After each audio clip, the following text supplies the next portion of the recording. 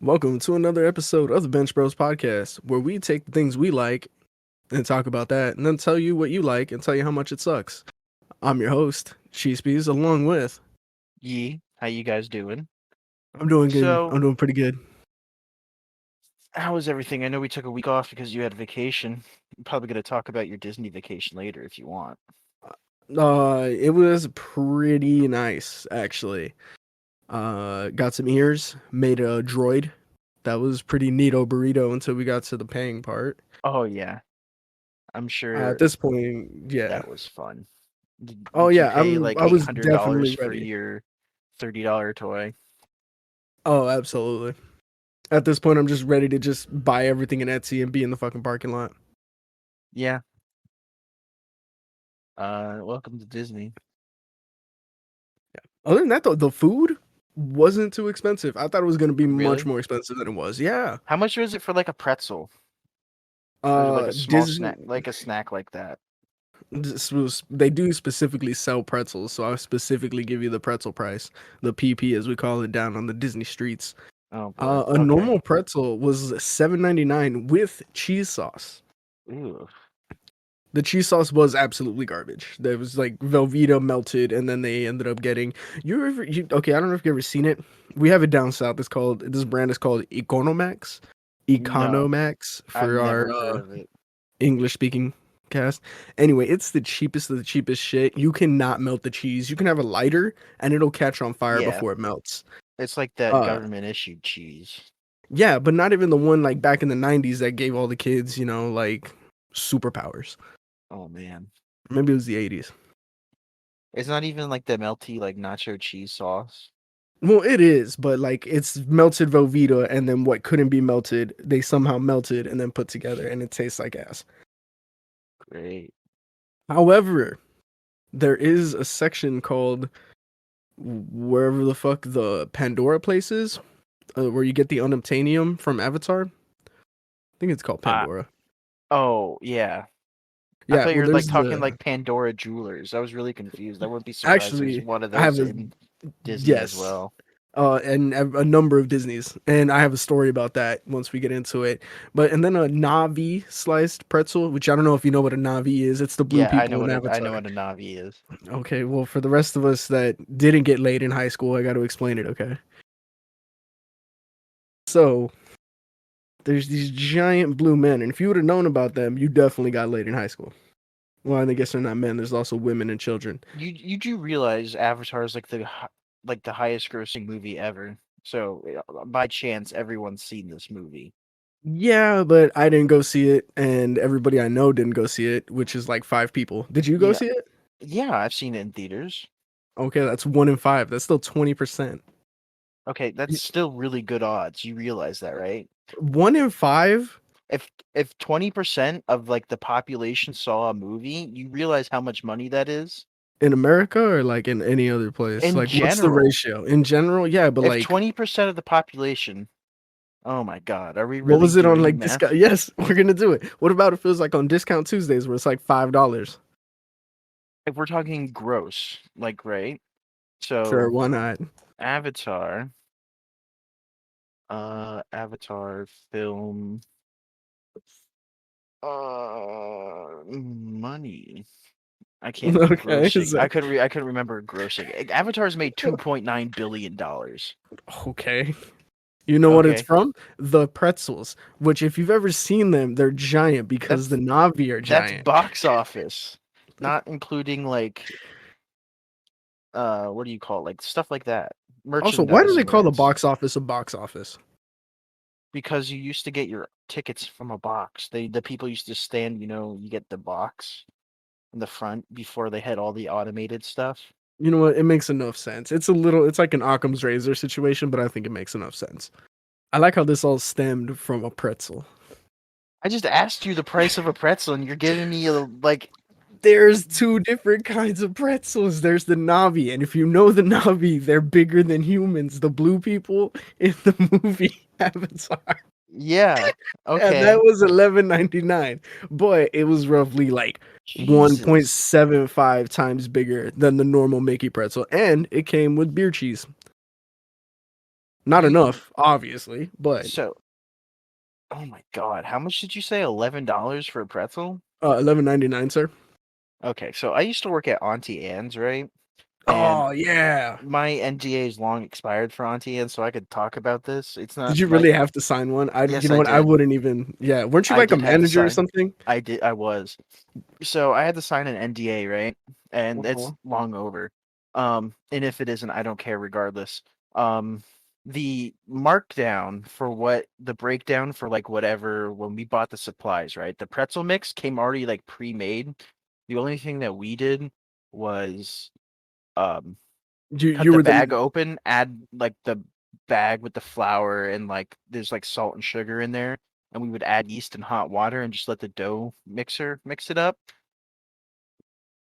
Anyways, the cost breakdown for what one pretzel cost was astounding.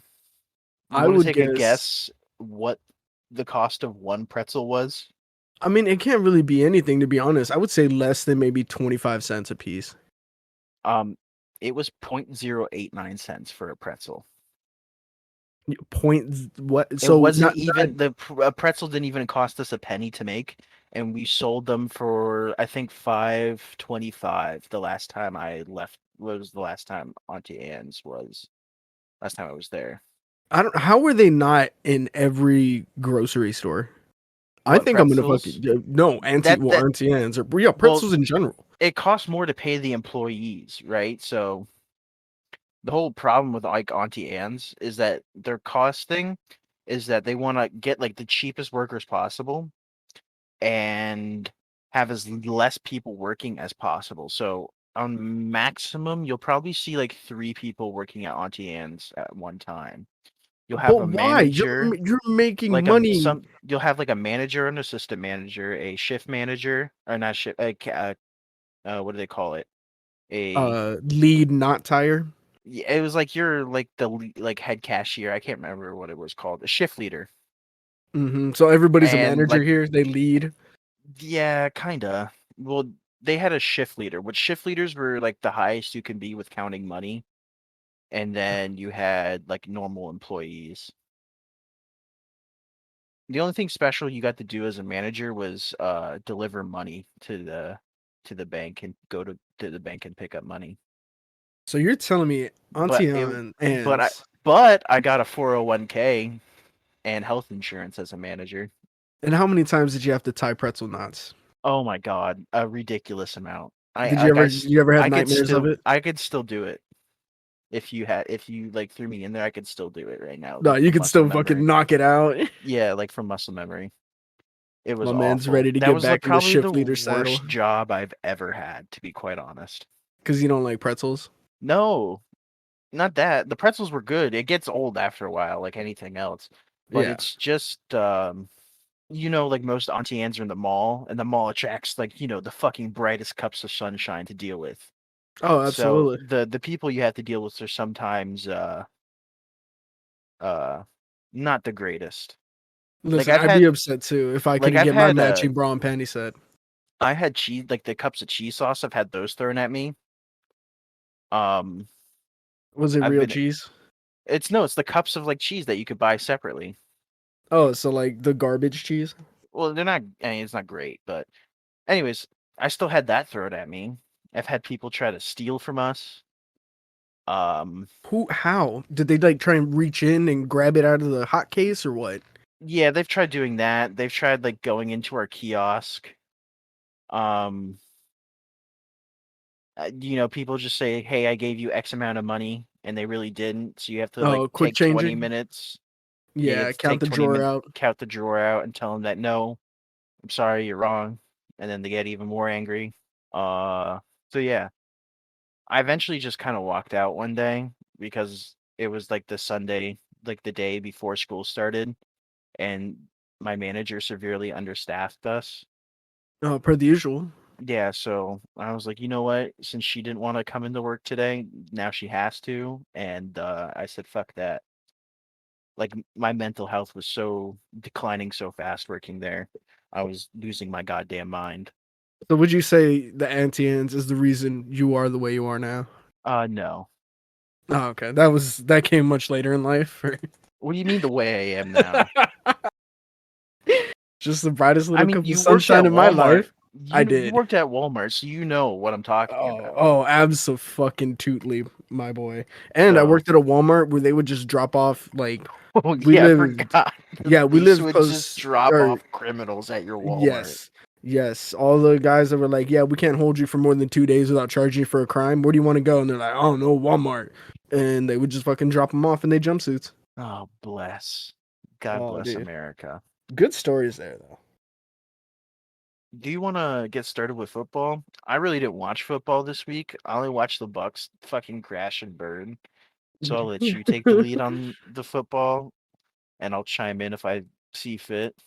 Okay, I'm not gonna lie to you. I didn't finish the Dallas game, but like I Uh, saw it, but I didn't watch it. You know? yeah. You didn't watch your own football team play? No, like I watched it, but I didn't take notes on it. Like when I was That's fair. watching it, I didn't I take notes for the was Bucks yeah. either. I was too fucking dumbfounded on what I was seeing. Yeah. Here we go. Here's your note right here. We sucked hard. My disappointment was It's immeasurable, miserable, and my and my Sunday was. Sunday was ruined. I got piss drunk that day. Did you go down to Tampa Bay and just start fucking throwing your empty cans at the I stadium? I They wish didn't I even would have. play. They didn't even play Yeah, in they didn't Tampa play Bay, in but you're Raymond there in the parking James. lot, Oh, just I'm fucking sure. screaming. I'm sure that happened. I wouldn't be surprised. Yeah, so I didn't watch the Giants and the Commanders. From what I understand, the Packers ate shit, and the Giants are going against the Jags, so I didn't really want to watch that anyway. But Yeah, yeah, I we mean, can start up. yeah, really get into it. Also, you're gonna have to look up scores because I always forget to look that up. Yeah, that's fine. I have them already pulled up. Oh, dude, this is why. I mean, at this point, you truly are just like the producer I and the produce audio everything. engineer. Yeah. So, all right, Saints and Cardinals. Same thing that we've been seeing this entire year. There's really nothing to it. Andy Dalton is still the backup. Jameis is maybe coming back next week with that shoulder injury. You know what I didn't know about famous Jameis? Apparently, What? when he was at Florida State, he Yeah. jumped up on a hickory stump and said, "Boy, let me tell you what." It was actually a lunch table. And he shouts, "Fuck her right in the pussy." And like the student union center or whatever it is. Yeah, I wouldn't put it past him. No, yeah. So according to what I read, he wasn't. He ended up getting suspended, but Hmm. everything I read said he was only suspended for the first half of the Clemson game. Not the game, a How do you get half of the game. suspended for half a game? Right, that's what I thought too. I did no more research into it, and I just thought it would be funnier to leave it there. Okay. Well, Uh, anyways, with him out, Andy Dalton, the Red Rifles firing blanks, so which doesn't surprise me. oh yeah, throws I believe 3 interceptions. One is not his fault, but his third one is definitely hey, I don't need the receiver to bobble it for me to throw this interception. I don't understand why they just don't let Taysom Hill be the quarterback. Oh, dude, exactly. I actually have the note. Here it is, right here. Dalton is making throws, but at any point, I know Taysom Hill could take over for him. And he had like 2 or 3 good passes. I think he was no, He I only think he made ended the 2 game. passes. Yeah, 2 for 2, 48 yards. And every time he did it, everybody was open. I think they definitely need to just drop the red rifle and put their hands up because he ain't it, Chief. Yeah, keep Taysom Hill. I keep forgetting what he is. He's like a tight end, I think right? it's no, it's like a receiver, I think. Um, we went over this the last podcast. We probably did. Actually, I think Yeah, you're right. I he's a think it might tight be end. yeah, he's a tight end. He doesn't look like a tight end. He's a very lean guy. Yeah. Uh, biggest thing with the Cardinals, Kyler's still getting hit a lot, getting flushed out of the pocket. Still has no accuracy. I mean, he has accuracy, but not enough to be consistent. There's really not much to him there. One thing that was very exciting for me, after the 2 picks. Oh, by the way, 2 picks went back to the house. Uh, Jesus Christ. yeah, after the second pick that went back home, it went to 28-14, and the Saints with 48 seconds left in the second just decided to have the Marshawn Lynch post conference attitude, like fucking, I'm just here because I'm contractually obligated to run this play. One thing I did find out in the third quarter, the Cardinals punter is 40 goddamn years old, and at any point, I do expect his leg to just fly off when his hip remembers the osteoporosis. Yeah, like Brady's arm. Yeah. Oh, dude, we'll get into that. But to be honest, the Cardinal punter, I don't remember his name, old man. Father Time, I believe. Great. Was nailing them deep, making sure to coffin punt. So he was doing pretty well. The second half, I mean, it was just the defense making it difficult and not doing anything. Cardinals penalties killed them in the pre-snap. Didn't really matter too much. If I'm not mistaken, they did win like 45-21 or something. Is it Blake Gilligan, the punter? Is he 40 years old? Let's see. He's number 4. I think that's No, pretty that's a close. 24. No, that's not Will him. Lutz, then it must be. Will Lutz is 28 years old, and he's the kicking team. Field goals, 2 for 2. No, it would have been the punter. Maybe it's not the Oh, Cardinals I'm punter. under the fucking Saints like an idiot. No, dude, that's not even close. Andy Lee, let's see. Andy Lee. Yeah, Andy Lee. He's 40 years old. Goddamn years old, sir. I think is the proper vernacular. DeAndre Hopkins, I don't know if you remember him from a few years back with the Yeah, he just Texans. got off suspension. Yeah, and I'm gonna tell you right now, is showing that those performance enhancing drugs, the PEDs as he was, Yeah, that he got suspended for, were definitely worth the money. The man came back, made catches, excellent route running. It's like he never left. 10 receptions, Yeah. 103 yards. Oh, monster game to come back with. They definitely were worth the money. Now, I don't even know what it was. It honestly could have been like he could have been sick and taken like albuterol or some shit, which is like an asthma medication, but it's technically a Yeah. steroid. So that'll pump you up a little bit. Not really anything to speak of, man. The game was sloppy. No team was really amazing. Few games here and there, which kept it interesting enough to watch. But only in the second quarter for like 5 minutes when there was actually like some back and forth and like will they, won't they, like season 7 of Friends type situation. Cardinals can definitely celebrate this win, but I wouldn't get too complacent with just them Cooper cupping with DeAndre Hopkins. I think Yeah. Kyler Murray really needs to figure it out. And the Saints aren't going to have a good time with Jameis coming back. And I think that Dalton's best play here is to try and pull out a winning season, or at least just try and go with the team next year. Or rather, he needs to retire at the end of this season or go to a team next year that actually has a healthy quarterback so he can just pull some money. Yeah. Excuse me. Dude, breathe. All right, now we're going to move on to a very good game here. Bucs v Pan. Oh, by the way, the score to that was at 40. It's 34-42 going to the Cardinals. Yeah. So there was like literally 5 minutes in the second quarter, maybe like 3 minutes in the fourth that were exciting. Okay. Yeah, the Cardinals scored 25 points in the second quarter. Yeah. They kind of just trucked over the Saints. Oh yeah. Good Lord Almighty. Now Bucs v Panthers. So the first thing I want to point out is that the condensed game usually is anywhere between like 40 to 44 minutes. Yeah. This one was 34. So I already knew like this. And when you were texting me or messaging me, you were like, I'm sad, send nudes. And I'm like, bruh, it's just football. That's not what I said, but It's absolutely what happened. So I knew it was going to be a bad time as soon as I started it. I said I'm done with football. Yeah, that's pretty close.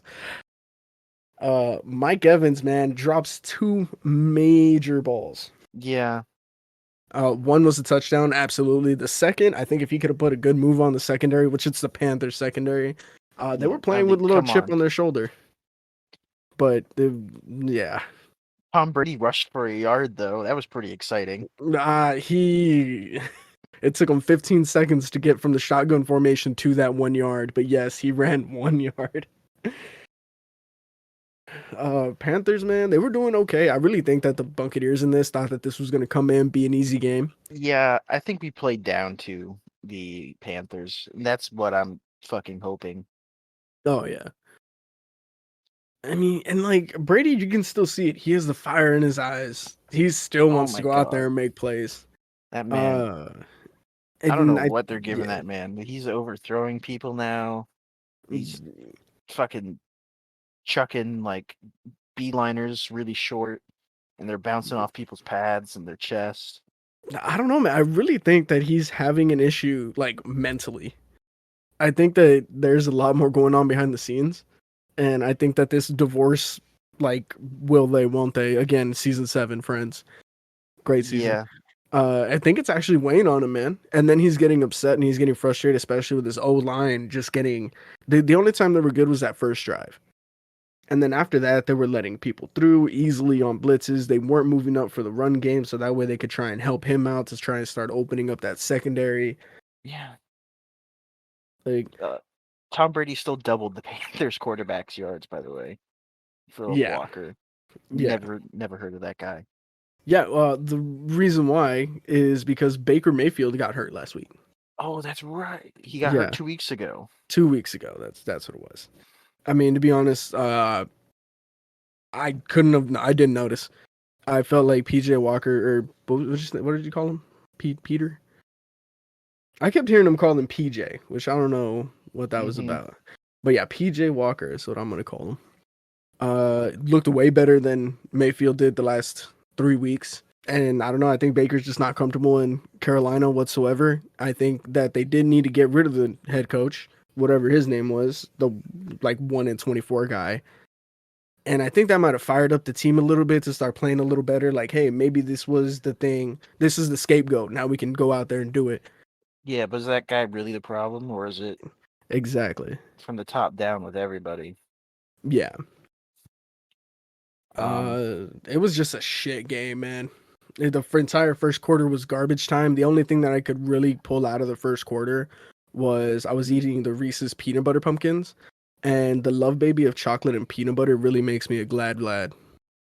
yeah, it was basically 3 and outs, like the whole first quarter. Yeah, and That's I essentially mean, what it was, yeah, and it and really shouldn't have been. yeah, and I don't think the receivers were helping Brady whatsoever. Like, I don't really think the scramble drill was really going. They would just run their routes, and I mean, I don't blame them. I'd be terrified by bye bye to your job Brady yelling at me, because I know that, if he'll have an incompletion every once in a while, but if you make him throw a pick, which it would have happened a couple times, it just felt like there was no communication, no chemistry, and that's where I thought it went back to Brady being kind of like off his game. I think part of our problem is our head coach. I I couldn't even tell you who it think is. fuck. I don't think his name is it Brian Leftwich. I think that's one of our coaches. I don't think he's our head coach. Is he the one that Um, has like the pacemaker strapped to his chest for a walkie-talkie? You know what I'm no, talking that about? was I can't remember our coaches' names. That's bad. Um, Jesus, man. Todd Bowles is our head coach right now. Oh, okay. Um, I don't think he has head coach. I don't think he's head coach material. I think he's Brady. I think he has like this attitude about him, about probably like not Bruce Arians. That was our previous head coach. Bruce Yeah. Arians didn't take no shit. Yeah. Um, uh, but he doesn't have the attitude to kind of like, or the wherewithal to kind of work with Brady, where Hmm. Brady left the Patriots because he was still being treated like a rookie. And I think Todd Bowles is probably trying to do the same thing, where he's not letting Brady make these calls where he needs to make these calls. And I don't know if it's like an attitude problem between the two of them, but something's not working out here. Yeah, and I mean, it shows out on the field with how off these throws are. Yeah, you got Um, Go Brady ahead. smacking down fucking Microsoft tablets, Yeah. Was that and last week? No, 2 weeks ago. it happens like every other week. Yeah. Who knows? Oh, did you see the Upsetty Spaghetti Brady video of him yelling at his O line? Oh yeah, Oh, that gave me a chuckle, a good hearty belly laugh. I don't think our coaching staff is what it should be. Well, I yeah, think our especially when Brady has to be the O line coach as well as his yeah, own oh quarterback my coach. god. I mean, having Brady's basically like having a coach at this point. If he wasn't going to whatever do like sports analysis with Fox after this, I wouldn't be surprised if he became a coach instead. Yeah, and At he'd least make him maybe like good a money. quarterback coach. Not I'm not talking like head coach or anything like, but one of those like side coach, like an offensive coordinator or like Yeah, a quarterback coach, something like that. yeah, Because he has that football, what do they call it? The football awareness, knowledge. yeah. kind of like how the Manning family has it. What they do. Yeah. Yeah, there's just something about them where they just understand the game. Yeah. Um. Yeah, I'm gonna have to put it on our coaching staff because something here isn't right. We weren't having these problems when Bruce Arians was around. Um. I mean, yeah, that man was old as dirt, and I understand he had to retire. His cancer's coming back. You never know Yeah. what's He's going having on with his own there. issues, yeah. I'm Yeah. sure he didn't want to walk away, especially when I mean he could Yeah. definitely bring another Yeah. at He least a good playoff run. brought us a Super Bowl, got us damn near close to another one. Yeah. Um, yeah, I just don't think Todd Bowles is it. I Yeah. really don't. I'm gonna say that you guys are probably gonna lose another 2, 3 times before someone else like revolving door comes through. Oh, he Because needs you can somebody. only do so much with Brady. He's Fuck, only I'll that take good of a Brady cheat as the code. head coach right now with him on the field at this point. Yeah, I mean you have defensive coordinators and offensive coordinators for a reason. Like, do you really need a head coach? Yeah, you do. To do what? To say You need no, somebody more to like offense. on the field who can like get the energy of what's going on down there and to override anything. You do need that position. You really do need the head coaching position. And if your head coach can't make those decisions or isn't effective at those decision making skills, then he needs to be gone. Like, what was that fucking dude? He just kept calling timeouts like week 2 because they were losing. He just wanted to be an asshole and like waste everyone's I time. I can't remember what game honestly that was. couldn't tell you. At that point, that was before we started watching all these games, and I wasn't gonna start looking. Yeah, there was a coach that was doing that. If you have somebody like that, they need to go Yeah. like yesterday. A couple things I still have for the game. Two ones that I'm actually very proud of, and then one that's just kind of like whatever. Brady did so poorly. I wonder if Giselle was using witchcraft to make him suck at football to possibly make him quit and save their marriage. Uh, I'm not sure, but honestly, that's the most likely theory as to what happened that Sunday. And then the Panthers have a tight end with the last name of Tremble. And this was probably the most interesting part of the game where I made myself laugh. If he hasn't thought about it, he could have the best pickup line of "Girl, let me make your last name and legs tremble." Damn. Yeah, it's pretty good. It's pretty good. If he didn't use it to get laid at least once in college, he isn't the smartest cookie. Obviously, not an English major then. And then, not gonna lie, didn't watch the end of the fourth quarter. Like 6 minutes before it, I was just like, it was sad the way the Bucs are just staying on the field again due to the contract obligations, much like the Saints in the second quarter. And then it was nice to see the Panthers having fun for the first time in 7 weeks, though. Yeah, they didn't really deserve this win, and we didn't really earn a win here either. Yeah. Um, 2 weeks in a row, we lost to teams that easily we should have beaten, no Yeah. problems asked. What Uh, was the last week? The Steelers. Steelers, Yeah. I think they actually had Pickett throw a couple interceptions before they put Trubisky back in there. yeah. I have no idea what's going on. The only thing I can lead it to is our coaching staff because, like I It does said, look like it was an entirely different game plan when they came out there.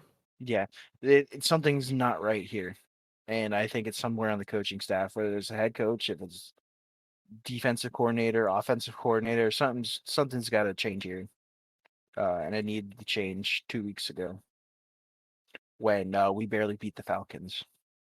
Yeah. I forgot about that. 3 weeks ago now, Yeah, three now. and we're still now that we had beat the Falcons, we retook first place in the NFC South, and now again we're tied for first place with them again, Yeah. The which NFC South really looks like the NFC East has for the last 6 years, where it's just the smartest kid on the short bus. yeah. I mean, it used to be when a couple years ago, the Saints just ran that division because the Bucs Oh, couldn't yeah. do anything Yeah. with famous Falcons had, I Jameis. think, one good run in like 2013, 2014. Yeah, and they did their famous 23-8 or whatever it was. Yeah. And the Panthers had that one good run, The 2015, 2016, something like that. Yeah, when they had It, Cam, and then yeah, Peyton Manning fucking put his foot on their throat. said, "I am man, and I am here to deforest," and quite Yeah. literally did that for the Super Bowl win. Oh my god, that was a fucking massacre. Um, I don't have much to say about this game other than something needs to change, and it needed to change yesterday. Yeah. Final score for that. Do you want to take that one? Not really. It Oh, okay. hurts inside. It was 3-21. Okay. Yeah, like I said, I didn't finish watching it. I was like, big yikes. Yeah, we're now 3-4. We lost to a 2-5. Well, we were three and A three, and one and five team. we lost to a 1-4 team. 1-5. 1-5. I'm sorry. Yeah. And, everybody's got to get. If you ask the hot girl to prom enough times, maybe she'll say yes. And it happened for the Panthers this week. But enough of putting my finger in that wound and twirling it. Let's go ahead and move on to the Falcons and the Bengals. Same thing, man. Falcons have not made anything go. Um, there was that super cool fumble quarterback sneak for the Falcons in the early second to get that first down. That was pretty interesting. The Bengals O-line was not stopping any of the blitz, which is wild to me Ooh, because the God. Falcons they don't have anybody for that. Mixon did enough to try and get through because Mixon is a decent running back. But really, this game came down to Joe Burrows. And I think Oh man, my he had like an lord. 80, He 85% completion rate, he 400 he yards. he threw for 481 yards. Yeah, Completed 34 to his 42 passes. That is insane. he was having a Madden game, but playing on rookie difficulty. He was just picking them apart. Yeah, he beat up a fucking fifth grader. Yeah. Oh, and he felt good walking out too. He's like, I took its lunch money and its Scooby Doo backpack. I Wow. mean, the Falcons, they do really good with the run once it starts going. If and only if they can stay on the field for more than 3 plays. Yeah.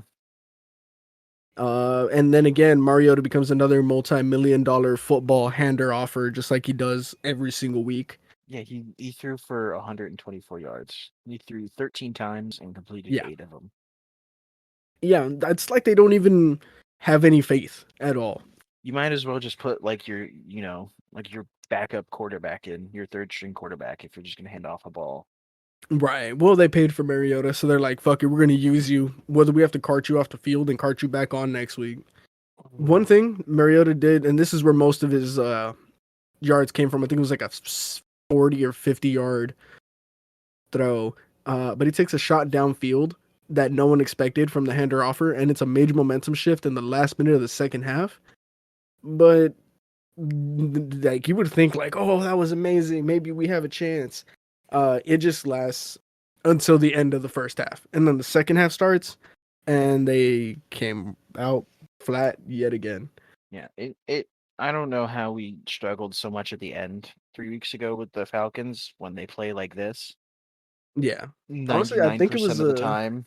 I think it was that you guys let them get their running game going, and then Mariota was like, "Hey, maybe I do know how to throw a football." Because the Bucs is just like, "Yo, we're just gonna let Brady take care of it. We'll just do enough. He'll take us to victory." And then, honestly, do you know Calvin Ridley? Yeah. Okay, did you know that he was suspended for the entire 2022 season? No.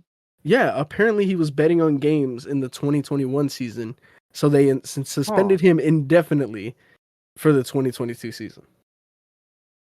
I mean, this is what's going to happen. This was my whole stance with sports betting from the beginning. You're going to Mhm. have players sports betting, you're going to have start having ref sports betting, and it's going Mhm. to affect the game. It Yeah. really will. Mhm. That's why I think it still should have been banned. At least not like banned in like casinos where that makes a difference, where you have to go there in person or have a caller do it, and it becomes a lot more harder to for a player to do. But now you have things like FanDuel and all these other fucking websites, DraftKings, that have multi-million-dollar advertising budgets with, you know, sports gambling, and you're gonna have shit like that. Like And it's so going easy. back to the Bucks game, you had fucking you had what was it? You had referees getting Mike Evans' fucking signature. Like that doesn't happen. Oh That shit, are you serious? yes, Oh man. that shouldn't be happening. No, that cannot happen. That is like straight you're fired. Like it is fucking unbelievable. And I knew this shit was gonna happen when they allowed like when sports betting was becoming more and more popular. It's going to affect the games. Yeah. And I mean exactly. I don't think anybody would have thought that the Panthers were going to win at all. No, So the I'm Bucks wonder went into the maybe game with a 99% fucking win right. percentage. So maybe there was a little bit of a little,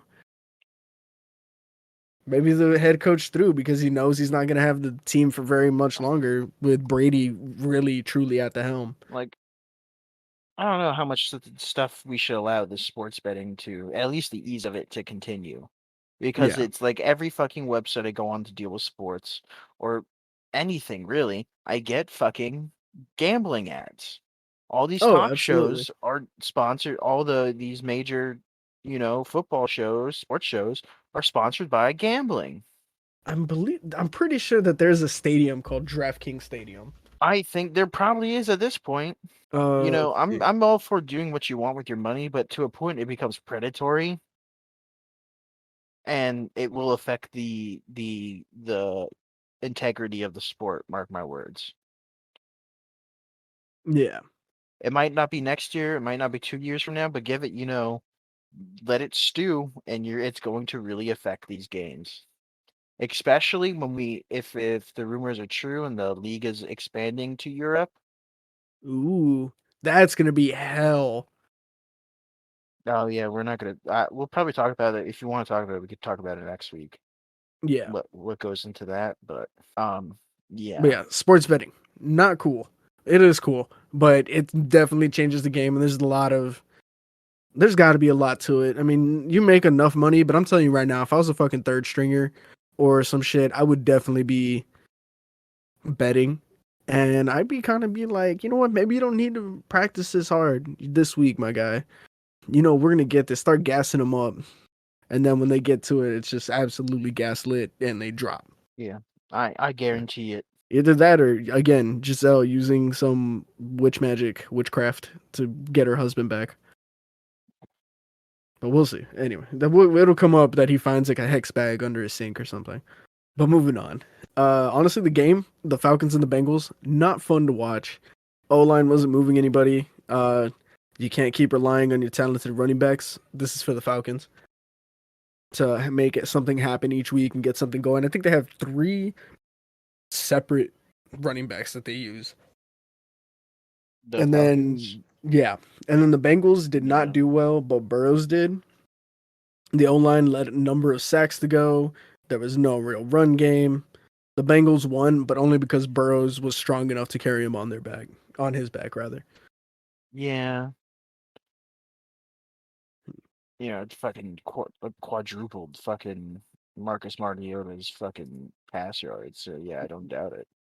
Yeah. Well, I mean, he's just a multi-million-dollar football hander offer. Like, there's no other way to put it. I don't know what college he came out of. I don't know why he's still in the league. But Let's the Falcons see. needed a quarterback, so there he slid in. What did he used to play? I think he used to play for the Titans. Yeah, he's from the Oregon Ducks. That's what he played for in college. Fucking, that is still news to me. And he spent 2 years as a Raider as a backup. And then he took the starting position at the Falcons in 2022. Yeah, the man has not had a good season since ever.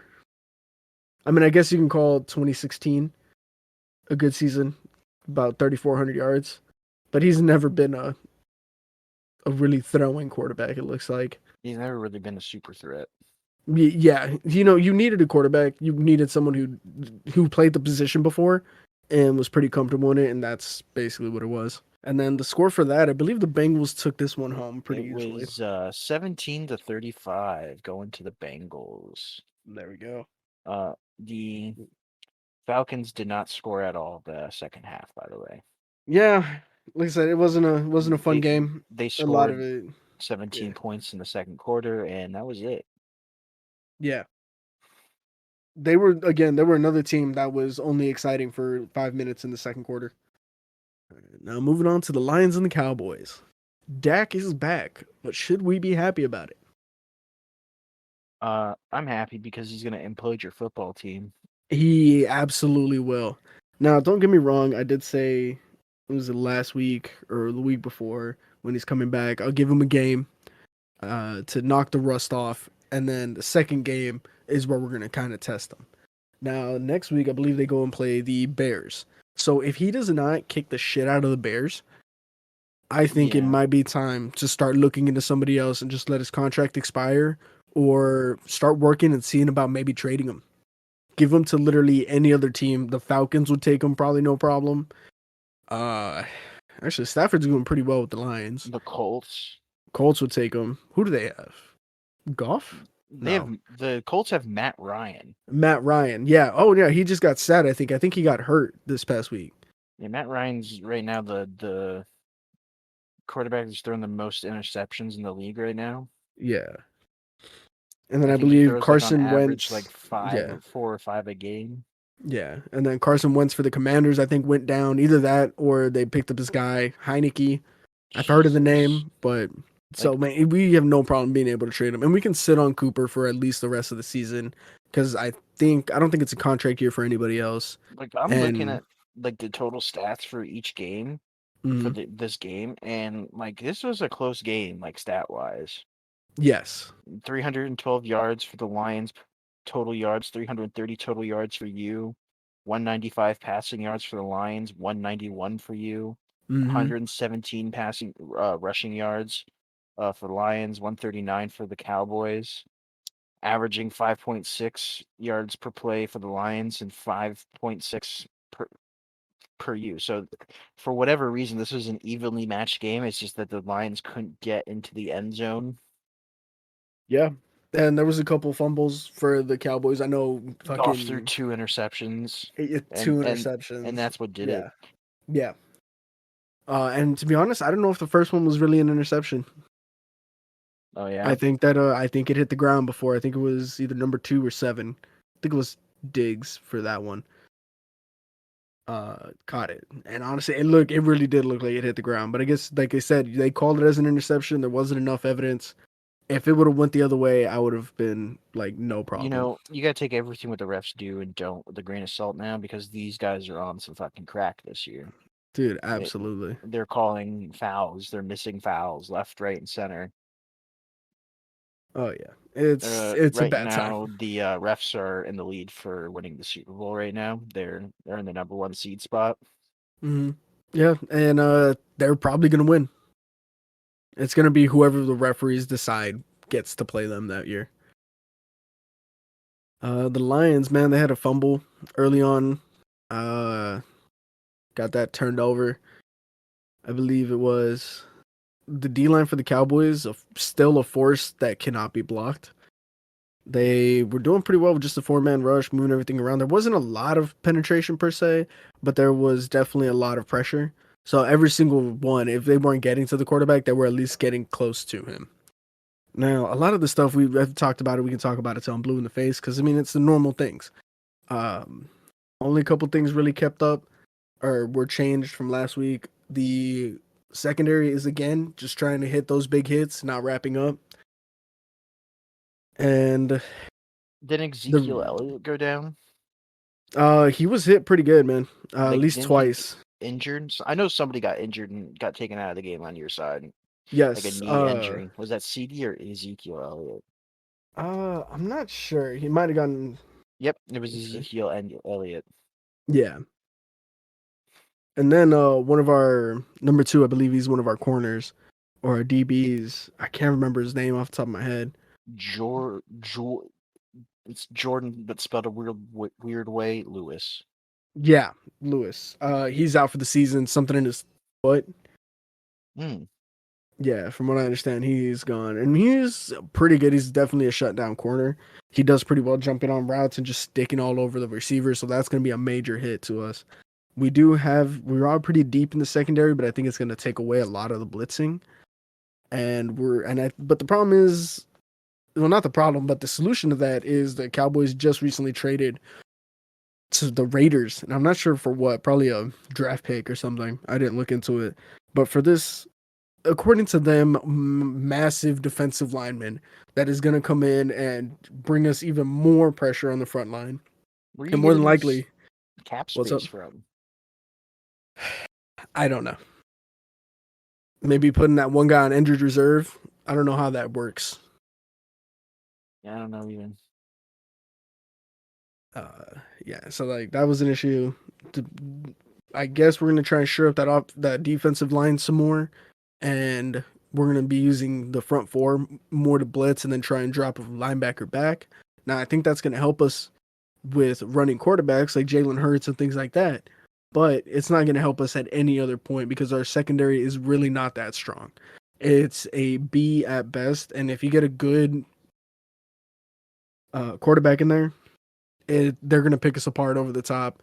And our safeties, I think it's Curse. Oh my god, I'm blanking on his name, but they're going to let a lot through. Receiving core for the Cowboys just has to stay healthy. I know. I think it was CeeDee Lamb got flipped, just literally somersaulted in the air, and I had to hold my breath Yeah, because he's literally our yeah. he He's got yeah one carry and went backwards -4 yards. So he probably yeah flew through the air -4 yards, yeah. It was pretty bad. which Uh, is yeah 12 feet. yeah. Uh, big thing. Dak is a superstar, but only in talent, like legitimate, like physical talent. I think he's still missing this football awareness, necessary to be a major player for us in the next 3 or 4 years. But the biggest issue is the injuries have slowed him down, and they've taken away from the physical talent, and he just doesn't have anything to fall back on. You know, he's got the zip, but I don't know if he just doesn't like being a pocket passer. I don't know if he prefers to be a bootleg. He obviously isn't scrambling. So something's just not right. I don't know what he needs to do or what he needs to work on to start getting a little more comfortable where he's at. The offensive line blocks for him, unless they're blitzing from that weak left tackle position where we have the rookie. And defensive coordinators know that, and they're definitely hitting it. I think the very first drive they hit him twice, one sack, and I think he does get hit a couple of times off that left side. Do you think you would have won last week against the Eagles if Dak was back? Or No, I still think we would have lost. It would have been a closer game, but I uh think there still would have been a loss there so because. do you Go ahead. think in your heart of hearts that you should keep Dak Prescott, or you should get rid of him before the trade deadline? I don't think we should get rid of him before the trade deadline. You know, he's still a decent enough quarterback, and the one I mean to give up, we would need to give up somebody or not. We'd have to give up something significant along with Dak because I think a lot of coaches know he's gonna be a problem. You might use him for the next year, maybe get a good winning season in, but you have Like to put him in a good spot to do it. I could think of like maybe Green Bay taking him. Yeah, Aaron Rodgers isn't doing too so hot right now. yeah, and I guarantee that Aaron Rodgers would feel great sitting behind our offensive line. I mean, he won against the Commanders, but not very well. Yeah, It, well, he it was a gets hit closer. all the time. He has no receiving core. It's like Aaron Rodgers is the only Packer on the field half the time. Truly, it's just a Patrick Mahomes Super Bowl situation where he just has to get sideways and make something happen. Yeah, I would be interested to see if Patrick Mahomes can still do his sidearm throw in like the next 3 years. Yeah, life. I mean, he's been hit a lot, and I think age is catching up to him more than he thinks with how much Yeah, he's a he's getting young hit. he's young, but he's about our age. Yeah, and I'm gonna tell you right now, even if I worked out every day, like the years start taking a toll. The years start coming and they don't stop coming. All I have to say about this game is that I don't think you guys beat the Lions. I think the Lions beat themselves. Yeah, I mean, honestly, I'm trying to see because I'm trying to look at how many turnovers we had, which I believe was 3. It doesn't show me on the stats that I'm looking at. Okay. Oh no, I'm sorry. The Lions was. Oh, there we go. 5 altogether. Yeah, I was gonna say, I know you punted 5 times. Yeah. So the Lions, they definitely beat themselves. I mean, think about it, 5. Even if they got close enough, which honestly they were a decent enough team, dude. They're like the McRib. They just keep coming back no matter how many times you put them down. So every single offensive drive was a struggle. Every single offensive drive was a struggle for Dallas trying to get something going. Dak obviously not 100%, really not feeling himself. And then on defense, it's a strong defense, and that's what really won this out. Just getting those interceptions. Goff, he's a good quarterback, but I don't know what happened with those 2 interceptions. I believe one was underthrown. I think the pressure got to him, and that's where those 2 came from. But yeah, the Lions definitely beat themselves. I think the defense is very strong, and that's the only reason why we won this. Our offense is just high powered enough to be able to get us to an actual win. But the problem is, again, it's high powered, not consistent. So that's definitely going to be the issue later on. We did, and the time of possession versus the total plays was the weirdest part to me. 3 more plays, but it took us in the Dallas side 3 less minutes, despite Dallas being a running team. And I think it came a lot to Jared Goff really playing his game, trying to take it slow, methodical. But it doesn't help when you have a defensive line that's going to make that play just every single play. You got to get rid of it 2-3 seconds. And I think that's what really took them out of it. That's where those 2 interceptions come from. As for the fumbles, they just have. I wonder if it was the secondary just coming up and hitting. I don't like it, but in this case, it really paid off. Uh, yeah, there's like I said, there's just a lot of problems. Dak, I think this game is a freebie for him. Whether this was a win or a loss, which it should have been a win, like everywhere on paper, it should have been a win. But even if it was a loss, he could have been like, whatever. But next week against the Bears, it should be a freebie just like this one. But if he doesn't kick the shit out of him, then I don't know, man. I would really look into maybe dropping him. I think this next game to show if he's really gonna put in the time and effort to get them where they need to be, and actually get himself where he needs to be. And from there, we'll see. I mean, like the Cooper Rush was winning. He only lost against one team, and that's because it was the Eagles, and the Eagles were pretty strong.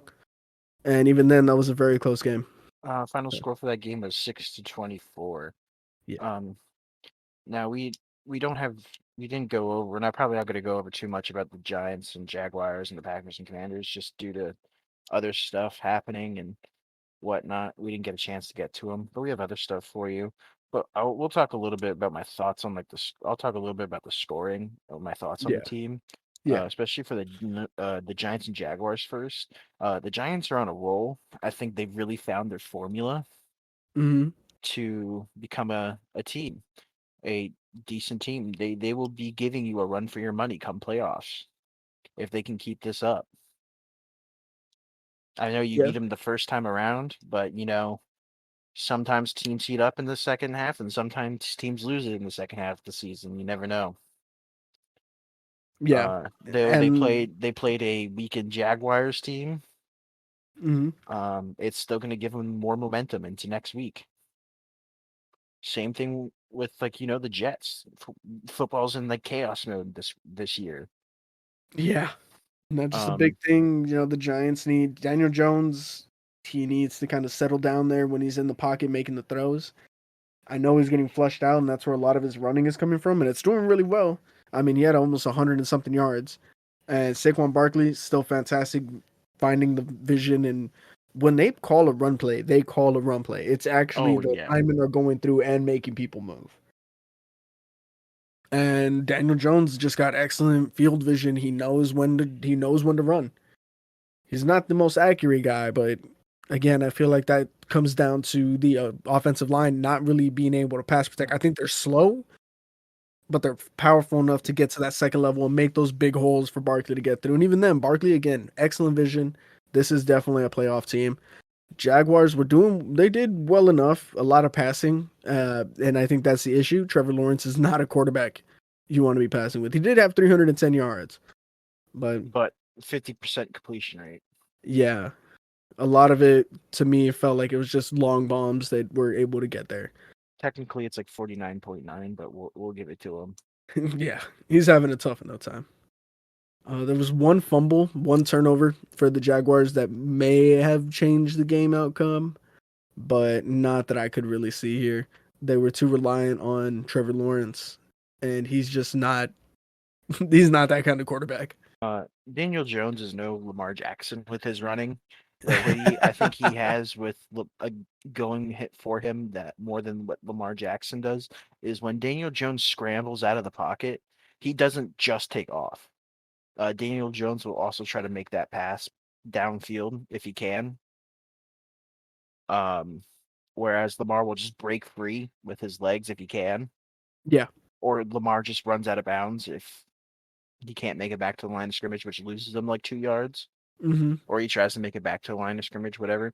Whereas Daniel Jones will take a sack while having him try to make that pass play downfield. Or if he does run out, he's not as bulky as Lamar, but he got some heat behind him. He's not as fast, but he gets like trucking. He gets a trucking going. Yeah, he kind of reminds me of like an old school Chevy truck. You know, it took a while for it to get to 60, but once it does, it's just that metal body frame and it's going to try and power through you. Like he has 107 yards. Yeah, and I guarantee you he got hit. Yeah, I think he has Every like single 10 or time. 11, 10 or 11 attempts. He had to have gotten hit 9 or 10 times. There was one play I did see. He doesn't know how to slide. Well, his knee's fucked up. I believe his right knee, but he's playing through it. I think his left ankle and his right knee are what's fucked up. Yeah, man. But he slid and he tried sliding. I don't know if it was turf. I don't know what, but it looks like his cleat catches. His knee goes down, but the knee catches on that brace he has. He stands up and then they fucking nail him. And like I said, all he has to do is just be a little smarter about his slides and when to go. You know, like you said, Lamar Jackson is smart enough to get out of bounds. He's a running quarterback. He has gotten hit. And I think Daniel Jones is definitely a very resilient guy. Or I guess he plays with a lot of heart. I wouldn't say resilient with how much hardware he has to wear. But he needs to just, if he takes care of himself a little bit, I mean, even if he had 90 yards running, you know, he slid 2-3 yards early every single time. I still think that the game would have stayed the same. Packers and Commanders. I misspoke earlier when I said the Packers. Oh, I'm sorry. The Giants won that game, 23-17. By the way. Yeah. I misspoke earlier when I said the Packers won. Yeah. Yeah. They actually lost. Yeah. Which the sky is falling at this point. Oh yeah, it's fucking over for them in Green Bay. They're 21-23. You know, I should probably watch this game and knowing that the Commanders lost. I thought they did lose. I misheard it when I read the score the first time. I was like, oh, okay. Really don't need to pay attention to this game. Yeah, it's ridiculous. The Commanders pretty much outdid the Packers in every form of yardage, total yards, passing yards, rushing yards, yards per play. Mm-hmm. Penalties are about the same, 69 yards. Nice to the Packers to 54 to Washington. Yeah, that's an extra 15 yards. In the Easily. grand scheme of things, when you have Aaron Rodgers, that should really be nothing. You know, Packers lost a fumble. But what's his name? Taylor Higbee threw an interception. Taylor So Heineke. Heineke. Yeah, Yeah, sorry. he's the backup. I believe Carson Wentz broke his finger or something in his throwing hand, if I'm not mistaken. He pulled the Dak Prescott. Yeah. Which honestly, if that's not the worst thing to come out of Washington. You know, he's No. obviously not. He did Higbee, well when he started out with the Eagles, but the Eagles always had a great receiving core. Here, there's a decent one, but not the same. It doesn't have the same power as the Eagles. You know, Washington lost like 3 straight games in a row, Yes, I believe so. and they come out beating the Packers. That's not a good look for the Packers. You know, I can Yeah. understand them losing to the Giants, coming back from England. That's a rough schedule, but there's no excuse here to be losing to the Yeah. Commanders. Yeah, they barely beat out the Bears last week, but before that, they were on a 4-week losing streak. Okay. Yeah, there's just no excuse here. Like I said, the football's in chaos mode this year. Yeah. Uh, And I mean, really, it comes down to the receiving core for the Green Bay, man. And Aaron Rodgers has no problem working with his receivers, but I just don't think that there's anything there for him to work with. 23 out of 35 catches. So Yeah, that's 60, about 70% completion yeah. rate. And his favorite target was Aaron Jones, so you know that's a running back. So I can tell you right now, it was a lot of checkdowns, and it was probably a lot of. So when I say checkdown, you know what I'm talking about? Yeah, it's those quick little passes. Those like 2-3 yard shovel like quick passes, and then Yeah. you want them to like run out for more. Well, yeah, kind of. So a check down is like, so you have your X, Y, and Z receivers. Hmm. So, certain plays will be designed for, the X and the Y will run this route, and this is what's going to pull the secondary. Your Z coming over the top is what you want. So you'll look, but you'll see he's covered. So if he's covered, that means that either X or Y, the secondary didn't pull. So that means one of them must be open. So you check down from that guy down to the XY. And then from there, you check down, you keep checking down until you're like, okay, I'm out of options. Maybe I just need to run. Yeah. So when he's checking down, he's literally checking off receivers as he goes down. Like, am I going to be able to pass it to you or not? Depending on the coverage. And most of the time, it is those like shovel throws and where you just throw it to the running back because he just ran a little 5 and out. But yeah, that's what it was. And Aaron Jones was this check down guy, the running back coming out of the backfield. So you know right now, the Washington does not have the secondary to make Aaron Rodgers go down to those little throws. But apparently they do because he was doing it all game. And it just goes to show how little faith either he has in them or how little work they're doing in as receivers. So I don't know. I'm like I said, I think it would be really good to have Aaron Rodgers with the Cowboys. I know a lot of people aren't going to like him because he has definitely put a lot of sleep No, on our seasons. I But don't think I don't think he's it. I think he should retire like Brady. I think it's time for these newer guys to step up.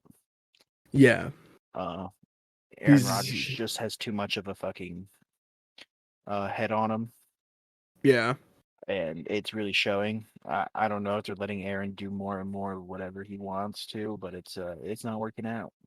yeah. Whatever it is, I think their head coach is what, Matt LaFleur, Uh, since he took over for your head coach. McCarthy. Yeah, Yeah, Mike McCarthy, which I fucking hated him too. And then he started giving us some winning seasons, and I'm like, all right, maybe. Well, there was a reason why I hated him. He did well. yeah, I can't find it. I'm also not really care whatever their head coach is. I think this will be his like first time that they're in a losing situation.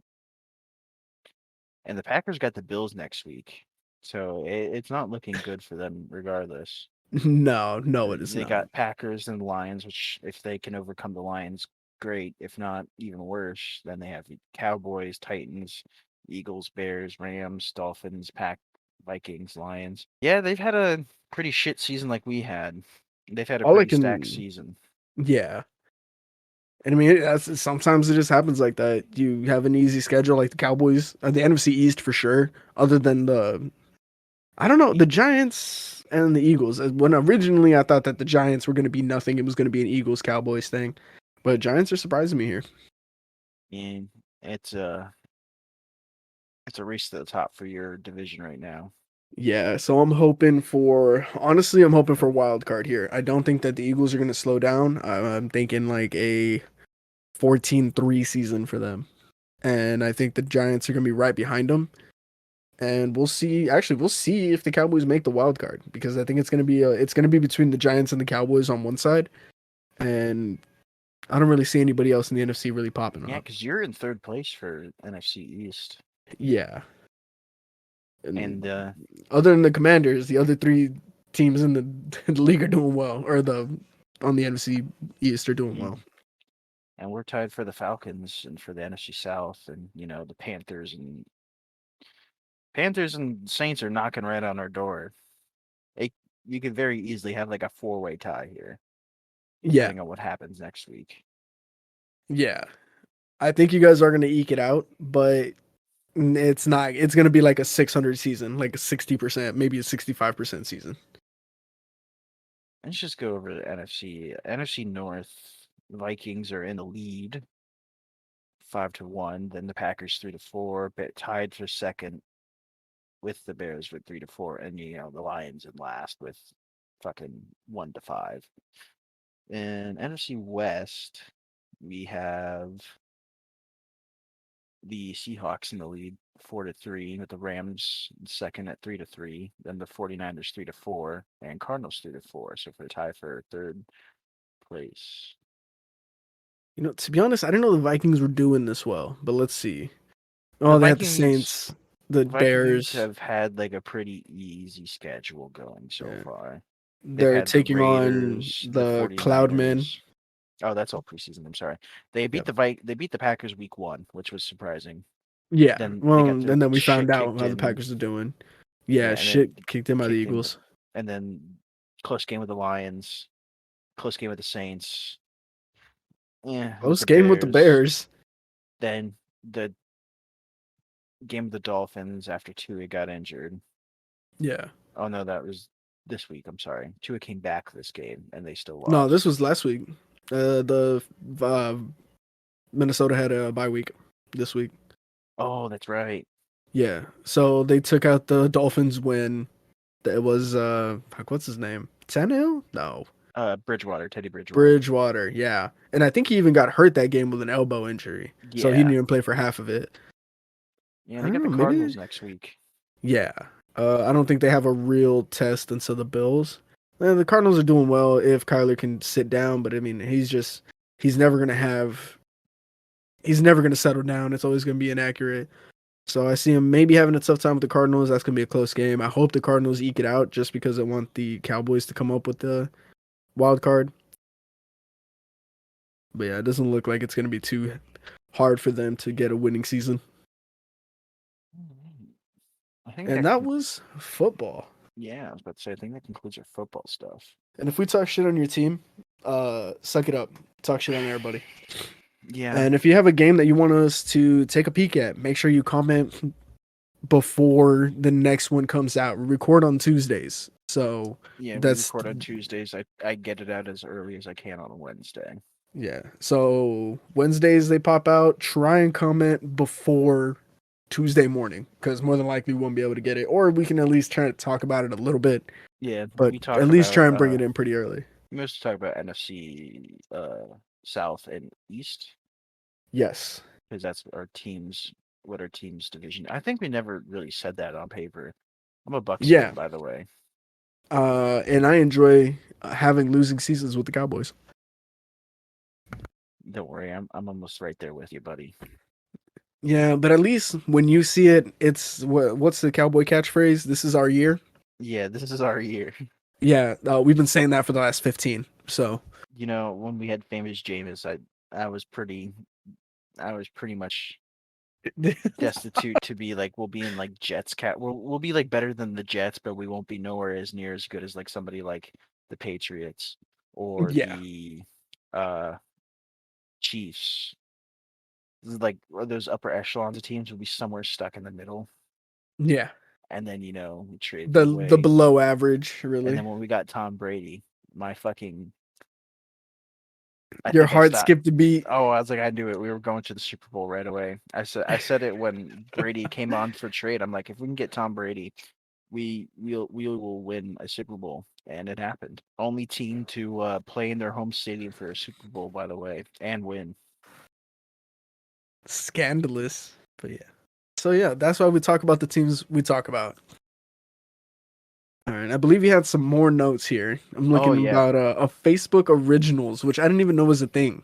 Is it like a yeah. Facebook Reels situation? Are they 30-second long? No. It's actual like TV show content. So like, I watched the Birch with my girlfriend. She wanted to watch something. The what? The birch, like a birch tree.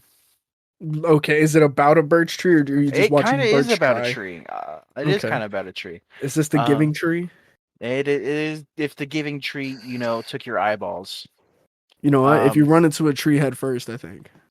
so the Birch is kind of like a horror show, and Mm-hmm. it's taken from 3 different perspectives. Is the tree one of the perspectives? Kind of, yeah. Oh shit! It's Okay, you know what? I'm into this. not the way you think though. Oh, okay. The show has 2 seasons. I only finished the first season. I took notes on like the first 5 episodes, and then I got really into the last like 10 of them, so I really didn't. Jesus Christ. Um, so the Birch is like a horror show. I said 2 seasons, and it's on Facebook. I believe it's done by a group. It's from like a producing studio called, oh, what was it? I had it and I lost it. Let me just pull up the page again. It's written by somebody called J.K.C. Moderno. Yeah, Crypt TV. It's produced Oh, by Crypt TV, which is a online um like horror show movie producing studio. I believe they're like the B team to Bloomhouse, if you know who Bloomhouse is. sounds familiar, but You, I you couldn't tell you what they you'll did. know when I like list off some movies. Um, Starting now, they just did Halloween's End. Um, which is just the Halloween sequel or Ends. the prequel to Halloween Ends This Time for Real, Yeah. coming out next year. They have a new movie for about like this killer like android that looks really good. Terminator. No, it's about like I can't remember the name of it. Uh, But the Birch, I looked at like the box art for it. hmm It looks like a hammerhead fucked a tree. It kind of looks like that. I don't blame you. Um, But it looks creepy. I like it. but I knew it was them. They produced like the Purge series, Uh, Insidious, okay, Insidious was Annabelle, good. not Annabelle, I'm sorry. Uh, Conjuring.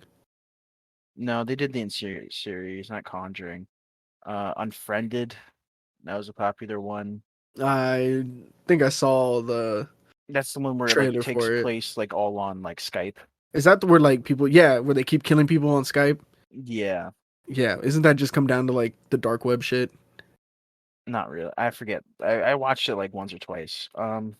Yeah, I don't watch they've scary movies, so I couldn't produced tell like you. a lot of like the big horror movies that have come out in the last couple of years. Oh, the Okay. Megan's about the doll, that android. That's gonna come out will look pretty good. Oh my god, I know what you're They've talking also about. done they've also helped produce uh Get Out from Jordan Peele. Okay, yeah. So they're like a big name in like horror.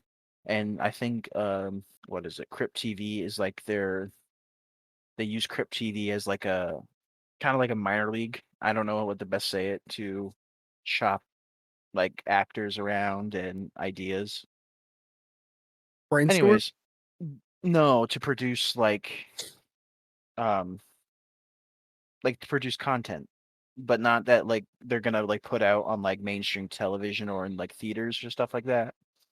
They use it to like bring up like talent and give a give like new upcoming actors, So kind of like the actresses, writers. NXT of acting. Yeah, kind of. That's interesting. Like the Um, Sundance Awards or something, like just indie stuff shit. like that. Anyways, The Birch is a short story and they adapted it to it. It's about a girl named Eve. Her mom has overdosed and it starts out with Eve collecting objects to try and use witchcraft to speak to her mother. But Yes, the Giselle Tom Brady method. Yes. she ends up like witnessing the end of a murder, and the group of guys come up and they intimidate her. What do you mean the end of a murder? Like where they're getting rid of the body, or like right before the No, shot? like right as it happened. Like Ah, they don't see him get shot. So it's filmed from like 3 perspectives. It's like mhm. from it filmed the perspectives are Eve, the girl who eventually becomes the Birch, Spoilers. and um one of the dudes who becomes the Thurston, one of like the dudes who's like a drug dealer slash part of that murder. Is his name Adam? No, his name is Thurston.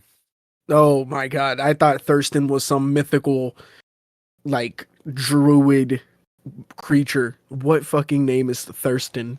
I don't know. It's what the name that they went with. You know what? Um, Okay.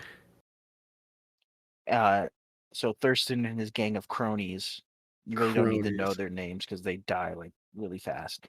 Um, Spoilers. yeah, there's gonna be a lot of spoilers for stuff that we're talking about. So Yeah. So if you want to watch the Birch, if you even knew it was a you real actually thing. really should, because before getting into it, I thought this was gonna be some like campy, cheesy horror thing, and I was pleasantly surprised with the writing and the acting in this. I really was. There's some like iffy parts, but you get that with like young actors who are just like starting out and doing their thing. It happens. Yeah. But I Okay. was really pleasantly surprised by this show. Um, she when she's getting intimidated, she finds like a strange symbol on the ground and she reaches and grabs it up. She takes it home with her. Okay. She researches it. Comes across like a dangerous website. Um, where she watches a video of a woman doing witchcraft with the that little wooden object, strange This wooden little symbol idol. she found. So it kind of looks like a Do Blair you Witch. smell toast right now? Are you I okay? kind of did. Okay. The wooden symbol kind of looks like the one from Blair Witch. It's really cool. It has like a lot of Good that thing. same like Blair Witch vibe, where just like the whole show gives you like that feeling of uneasiness. Yeah. She steals a lighter from one Cronies. of her bullies, yeah, one of Thurston's cronies, and then she Jeez. does that same spell that she saw in the tutorial on Reddit. That's where she found it, by the way. Yeah, it was pretty funny. It was bootleg Reddit, and Oh, it's blew she it. summons like that woodland monster that picture that you see. Yes, land hammerhead. Um, and then the next episode, start from. They don't go back to Evie and that thing. They go into a girl named Lonnie. I'm sorry, Lonnie Bouchard. It opens up with her giving birth. She's like 17 years old, and the Hmm. baby's taken from her as soon as she gives birth, so her mother can raise her as her sister because her Yep, father is a politician and they don't want a scandal. yep, the classic. That's what they say at first, and then it kind of devolves over time. They make her take some drugs what they say to nurse her and take the milk for the baby. She then goes back to school. She's an outcast and sees her baby dad bullying another kid. Um, and she gets pissed and she makes a branch fall down almost on top of him. Oh, Her whole family and her are puffing copium, pretending the baby isn't hers, and she asks to see it and is denied. And she has strange visions of her mother getting tentacle porned in the forest. okay. I think I've seen Uh, that one. that that comes out later, and she sneaks around to see her baby. She finds out they're giving the baby some kind of drug, and she goes into like a fucking fit. She starts like bashing her face into the crib and bleeds all over the place. It's fucking crazy. Jesus Christ. Um, then it goes back to the third episode with one of So Thurston's that's where it crone. ends. She's just Yeah, like on the floor and bloody, these are very short episodes. Like the episodes are only like 15 minutes long. and they all tie into each other. But it's like a Yeah. what is it? Quentin Tarantino fucking Pulp Fiction It's situation. just filmed from like three different perspectives and they tie in fill in the blanks of other ones. Um I should say that Laurie's story takes place in 1995.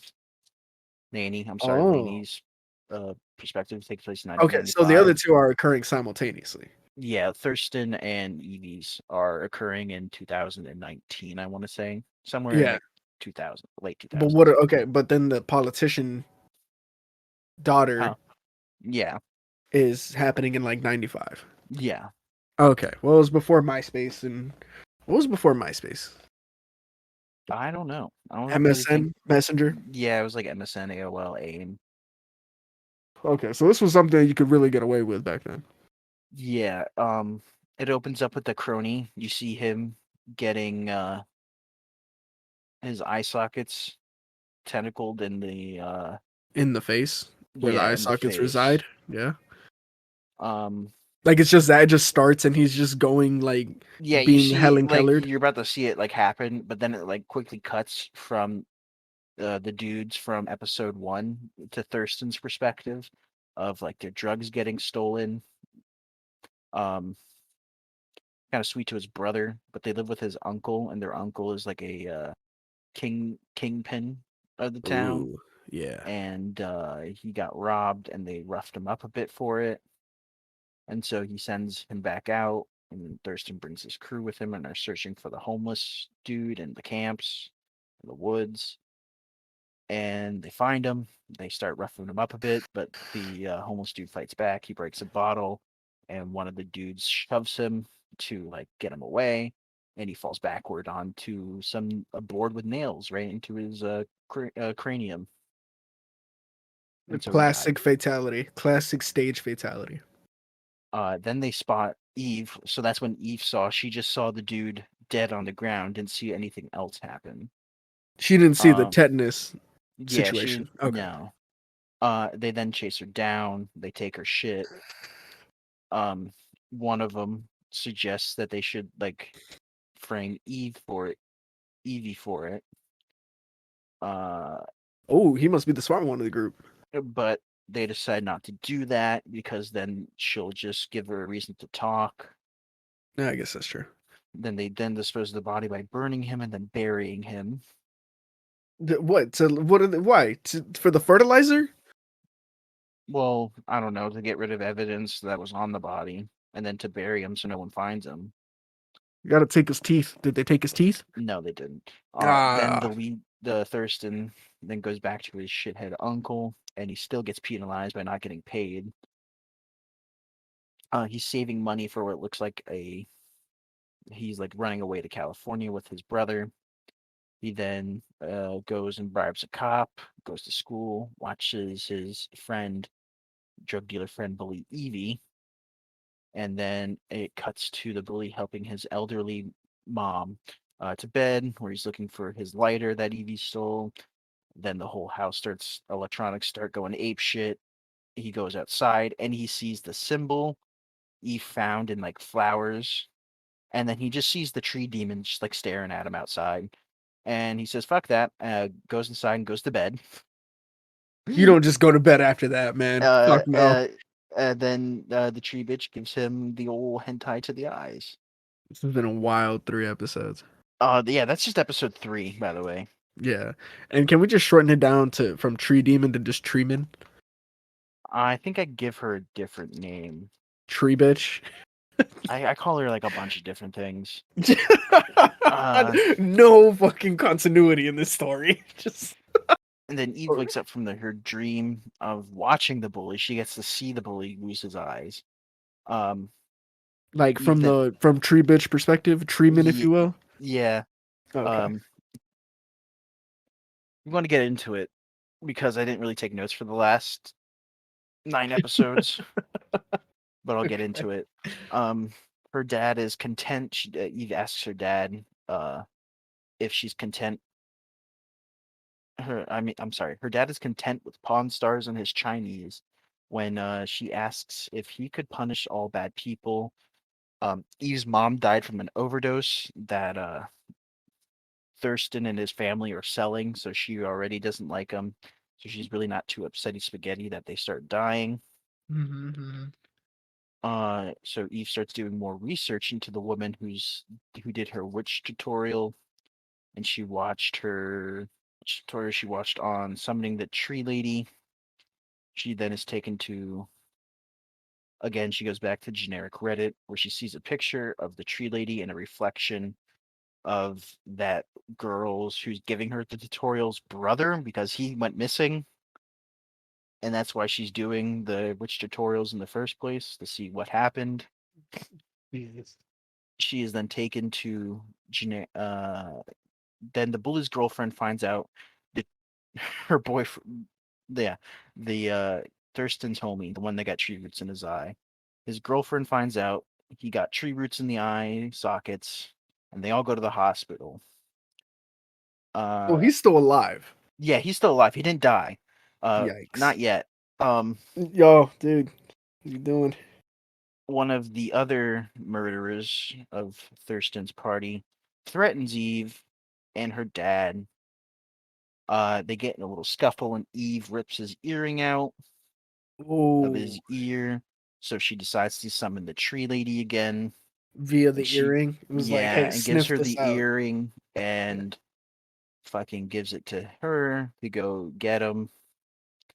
And then Eve really likes the tree lady, so and gives her a weird hug.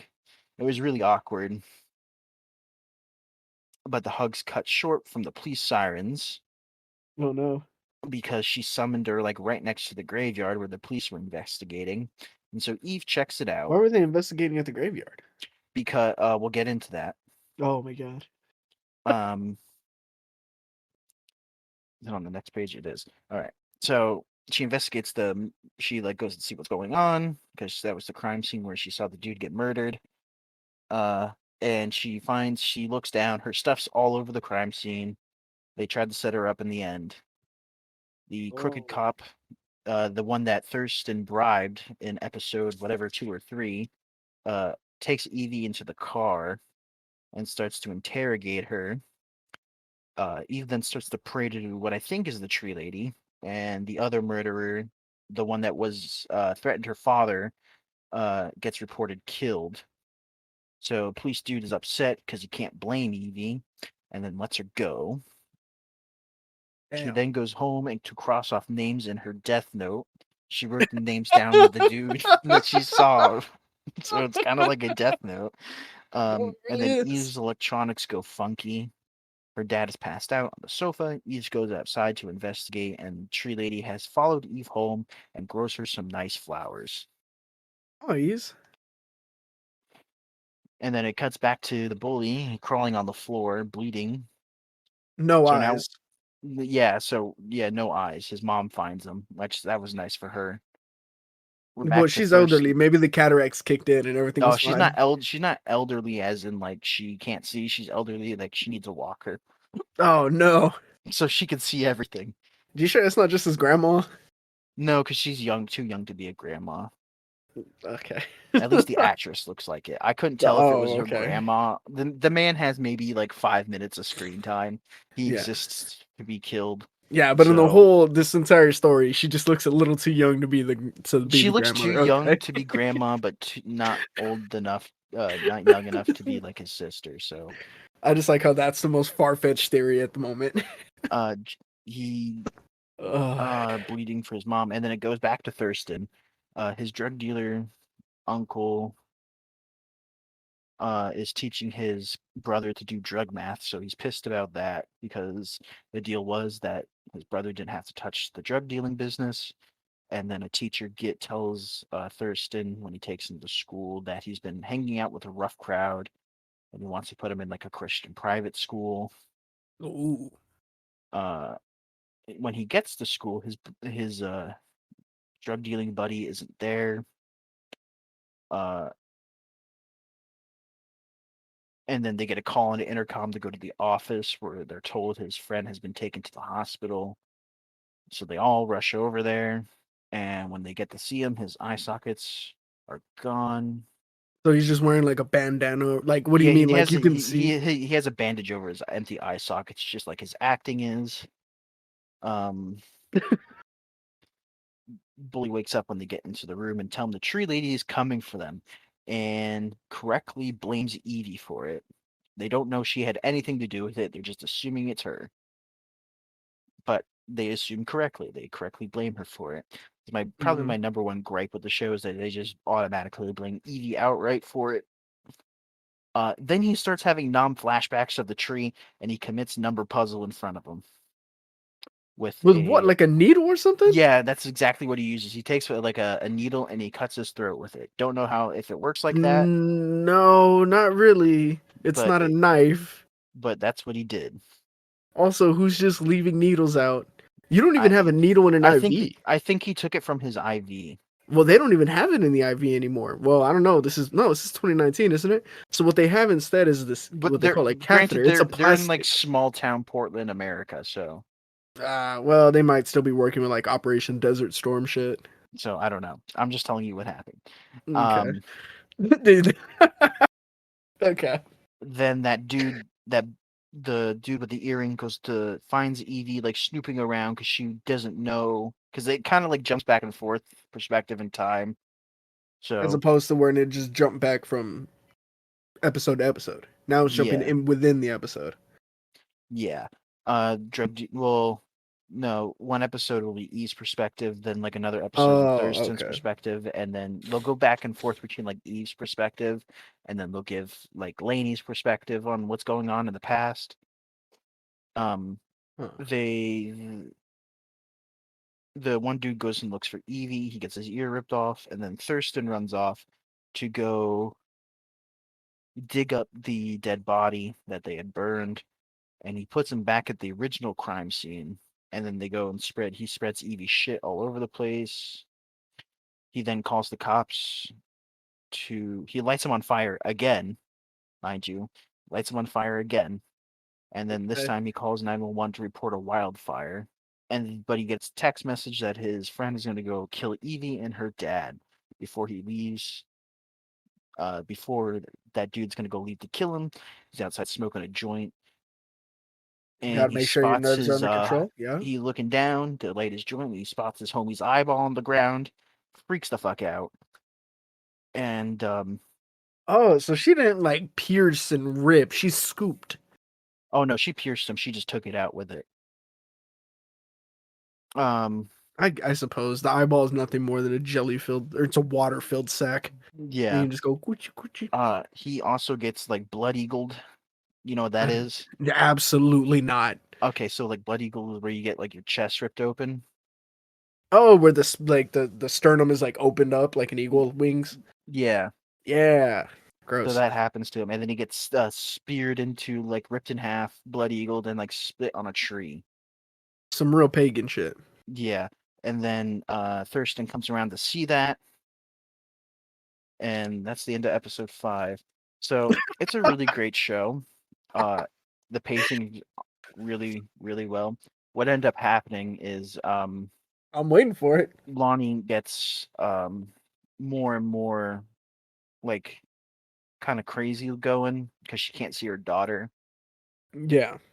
She then breaks into the room, steals her daughter, and runs to her like friend's cabin in the woods. And it turns out that Eve is the daughter. What? No. Oh. Um, Lonnie, her parents then find her with her uncle. Her uncle and father find her. They take the baby back. Not before Lonnie though kills her uncle with the power of her tree powers. She like summons roots and like impales him to the throat.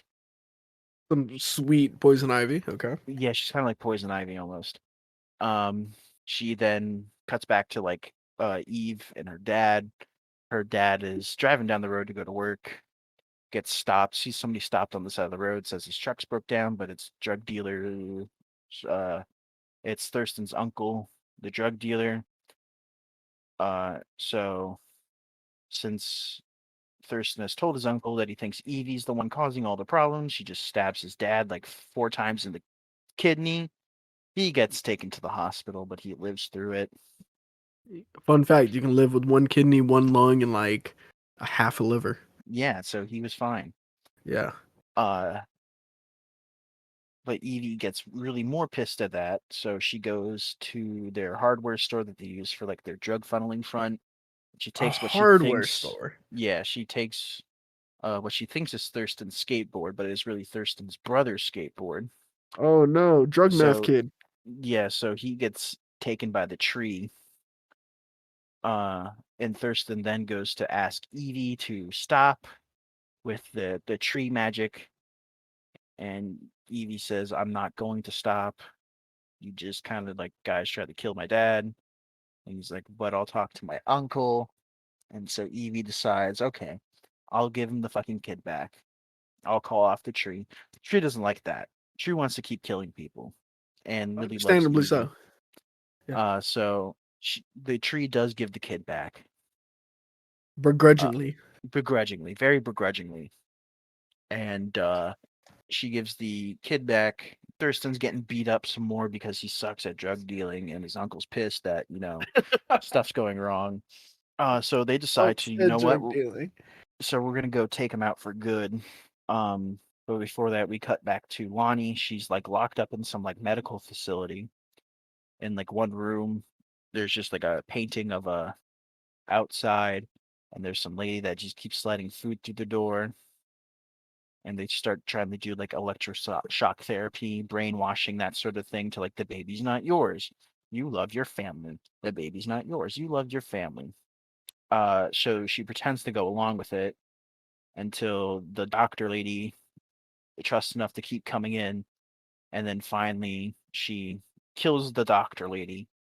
Finds out that she had her memory wiped when she was like 5 years old already. What the That the fuck? parents that adopted her wiped her memory.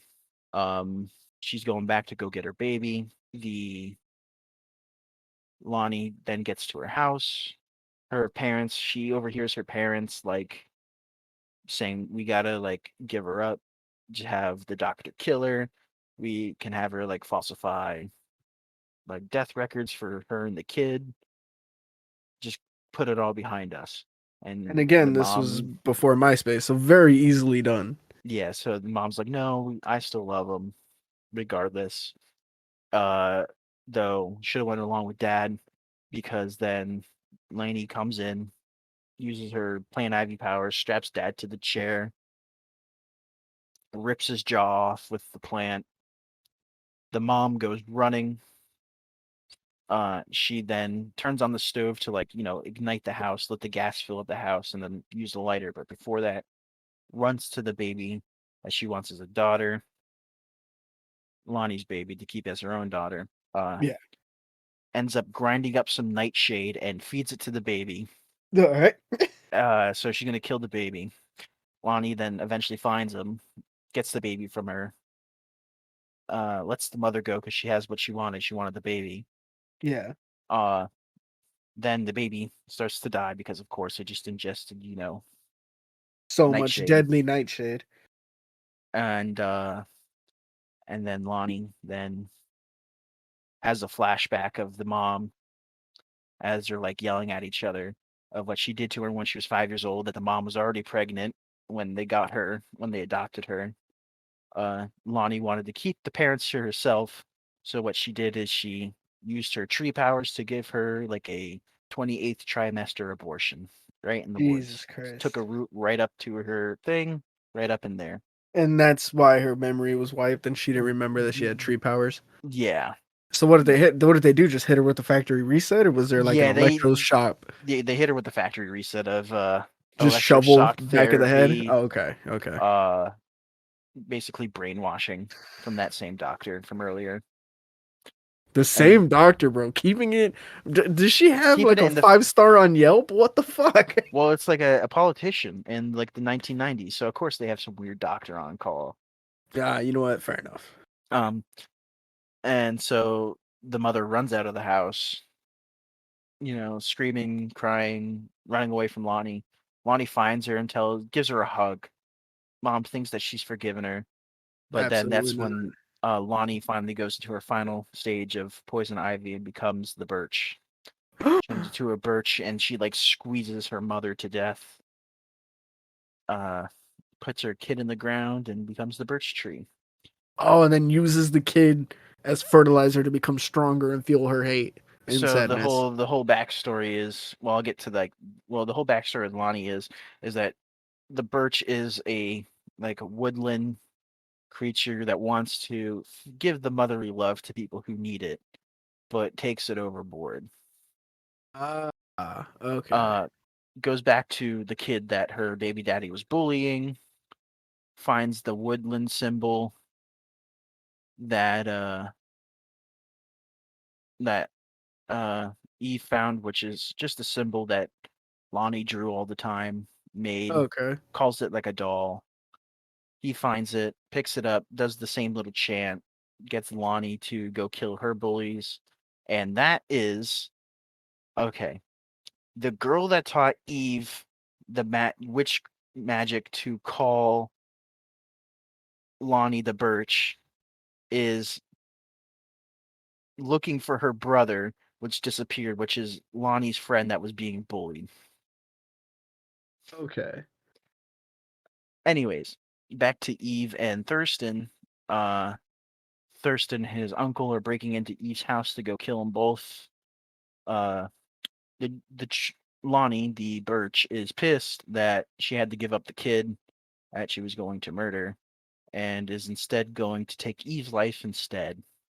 But Thurston and his uncle break in and are going to kill the dad. And Thurston doesn't want to kill the dad because he doesn't like being an asshole, but Hmm. ends up killing him anyways. They put a pillow over his face and they shoot him.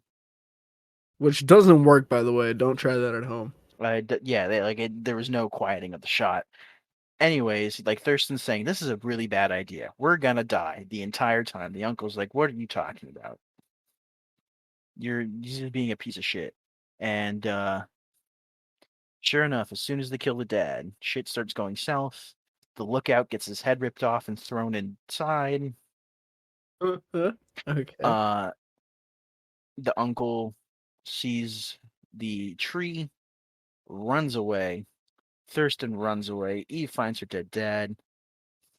She finds the tree catches Thurston. She interrogates Thurston, saying, you lied to me. And he's like, no, I was forced to. So she believes him again. I mean, thought was forced Oh, to. well, I mean, yeah, yeah. And, like, fine, we're going to go kill your uncle. So that's what they decide to do. Uh, Thurston's going to go find his uncle, try to kill him that way.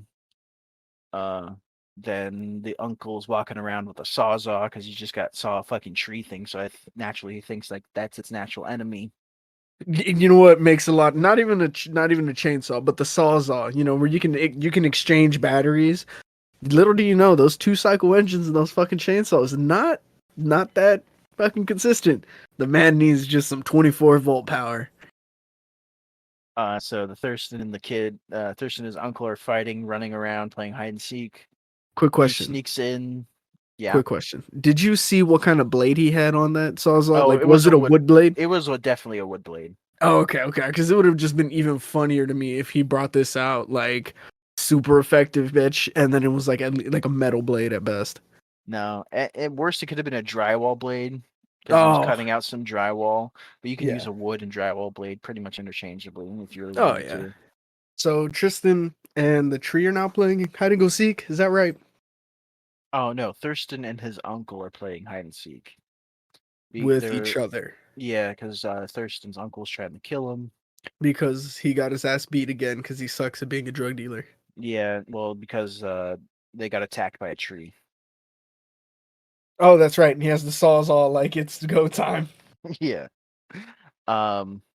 So Eve goes in behind him to look for something to give to the tree that Thurston's uncle owns, and she ends up doing so because Thurston's brother gives it to her. He's like, "Yeah, fuck that. Even though you fucked me over with this tree thing, fuck this guy." So yeah. Uh,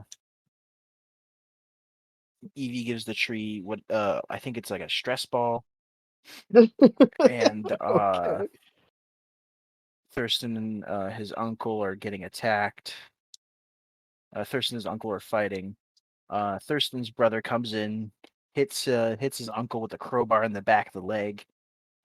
Though he's just a kid, he can't really do shit. So Thurston, the drug dealer uncle, decides to slash him across the leg with the sawzall. Much more effective. Yeah, much more effective. Kid goes down like a sack of bricks. Thurston is then trying to fight him off again to avenge what he thinks is his dead brother.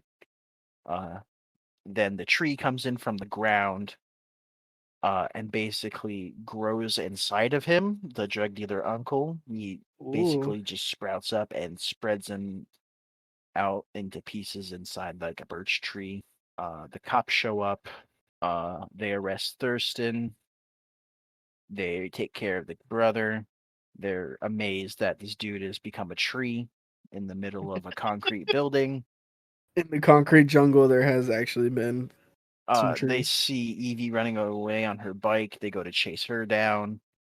Evie just runs to her mother's grave to where she says, like, I'm sorry, I never wanted any of this.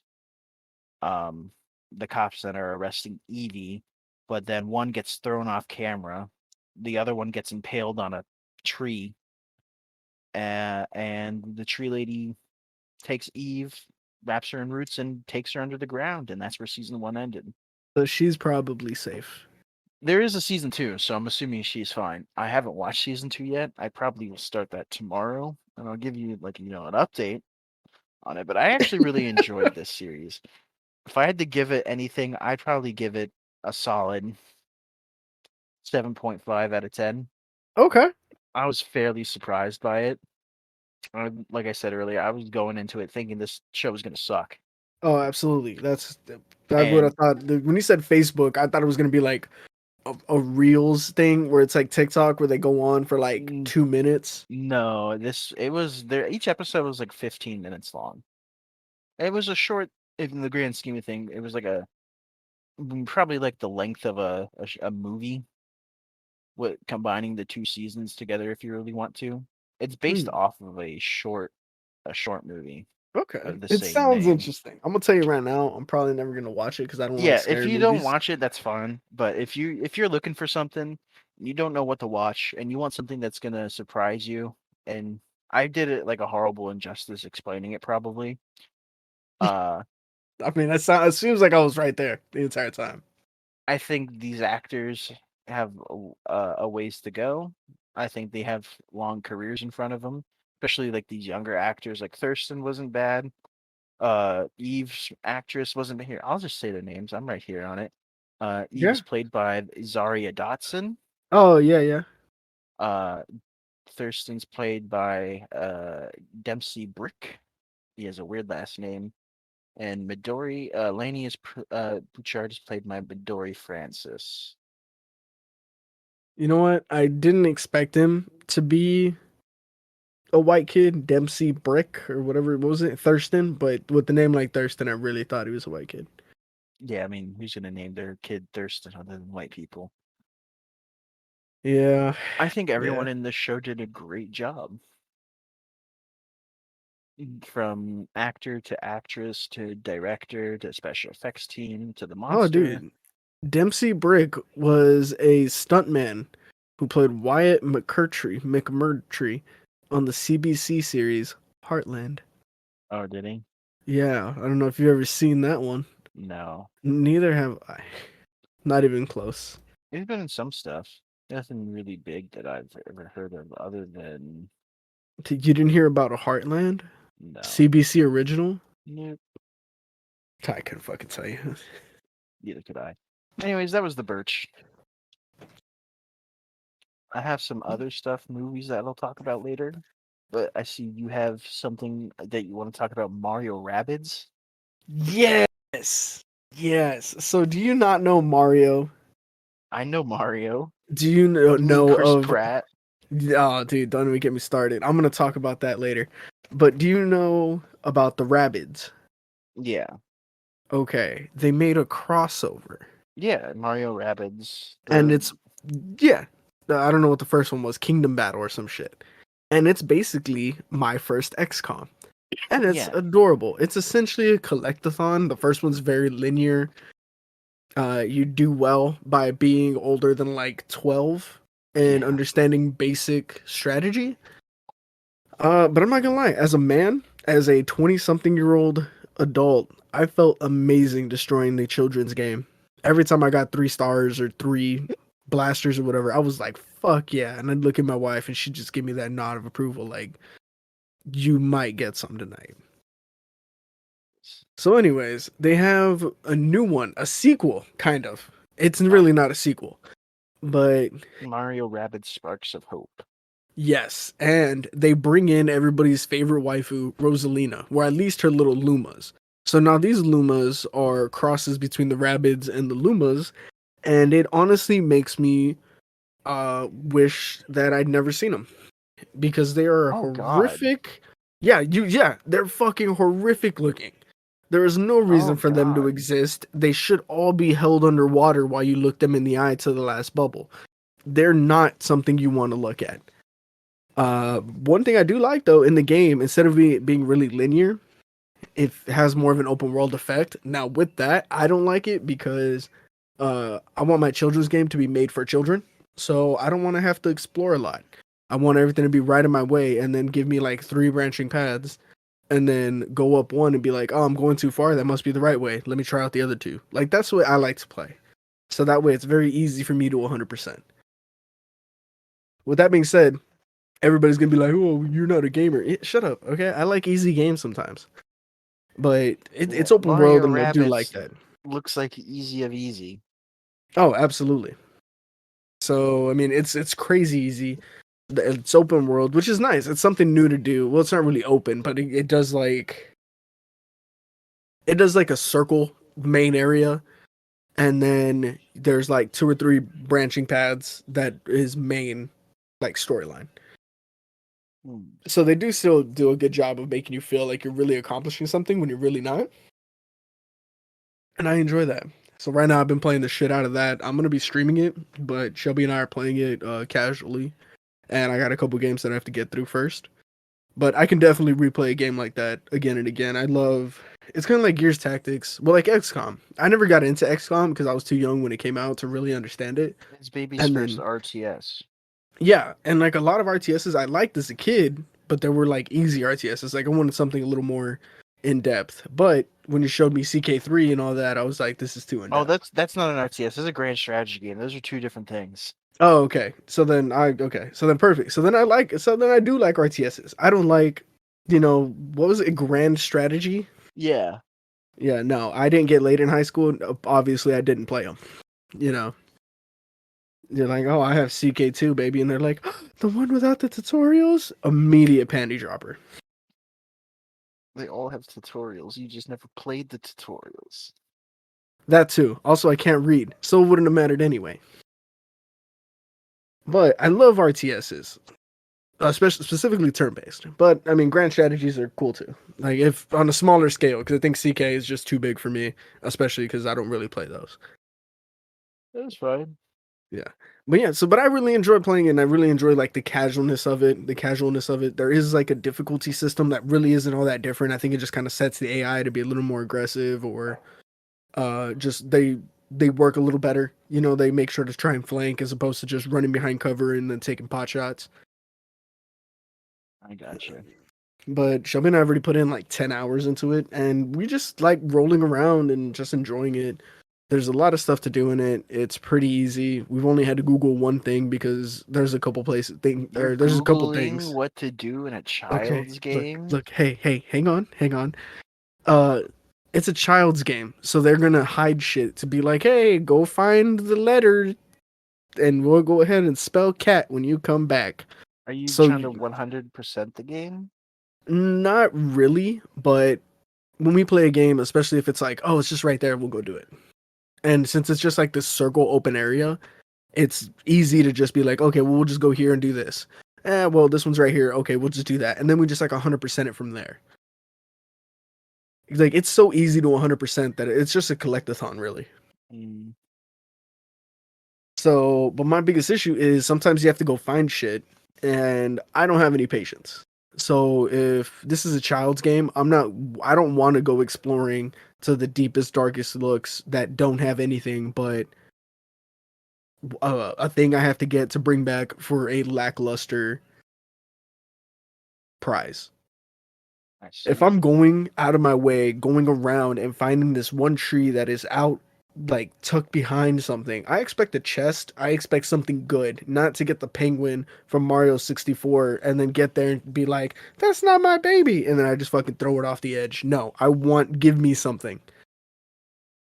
But that's one of the levels. And it's super fucking. That's just the only thing. It's annoying. And then they don't really do too well with telling you like, oh, it's right here. Like there's not a thing. Like you actually have to look. And I don't want to look for things. I want to battle. I bought this My game because God. it's an RTS. I don't want to look for shit.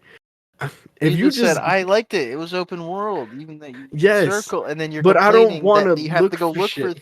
things. I don't want What to do you look for think that shit. I want to means? explore shit. If I gotta start looking for things, cut You me did. out. You just All right. okay. Exploring and searching kind of mean the same thing. No, they don't. Exploring means looking at things for an experience. Like you're like, oh, this is explored.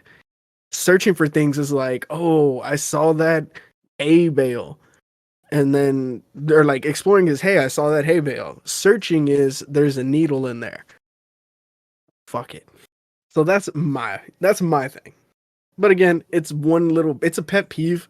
It literally means absolutely nothing. Somebody's gonna be like, well, that's the best part. I really enjoyed looking for the penguin. Nobody cares. Shut up. If you made it this far into the podcast just for this, thank you. But shut up. But other than that, it's just like I don't want to look. But if you gave me like a gauntlet of just throwing enemies in like a wave-based combat, I'd be super excited about that. But then again, that would grow old too. But it grew very old very quickly when I had to go look for shit. Because it's not me doing anything, it's just me running around in circles and not going to one area because that area is just slightly tucked away. And I've been there before, but I didn't go there when the quest was active. So to me, that area is dead. The chest isn't there because I've already explored there. There's just a tree. Why would I go back there unless I'm looking for something? But even then, I wouldn't go back there because there was nothing there.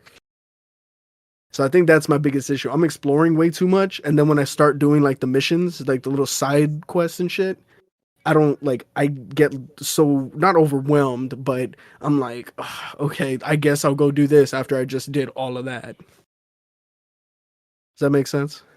Yeah, I get what you're saying. Like I don't like double exploring, especially Yeah, when it's for something like such a garbage reward. And it really is double exploring. Like I've already been there, I've looked at it. There wasn't anything here.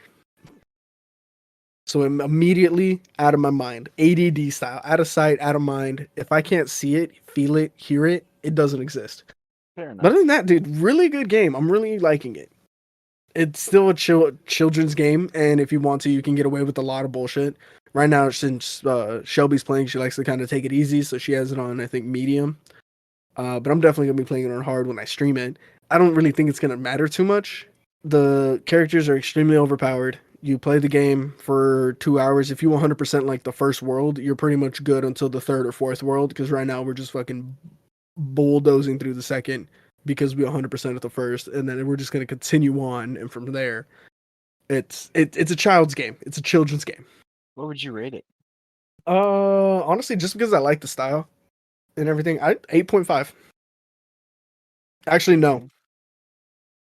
7.5 because the Switch is powered by Shigeru Miyamoto running on a hamster wheel, Like, and at times it's really stuttery. It goes from I wouldn't even say 60, maybe 45 FPS mhm, to like 15. So when there's cutscenes or when you're moving a little too much in the exploring, you can see mhm, like certain textures starting to clip through each other, I like get in you. frame, not even like off to the side peripherally.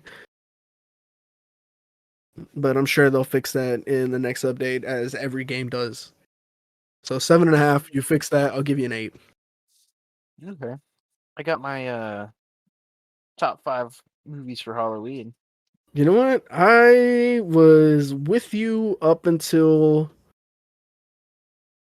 fucking King Kong. Well, Don't give away my you know what? number That's one. that. That's on. Yeah, that's your number one, and I'm gonna let people think. Oh, which one is it? Is it that one? This one? The other one? There's 15. We'll keep you in suspense, but there's a little teaser, just a little.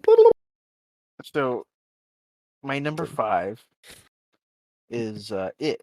Uh, and I chose the 2017 one over the I think is it 1990 not 1990 1960s 70s one Dude, it was with before planes were invented, so I mean, I Tim couldn't tell you. Curry.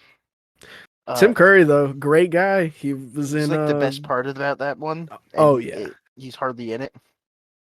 yeah. You know Really what don't he you don't was see. in? My bad. I'm just gonna cut you off for just a second.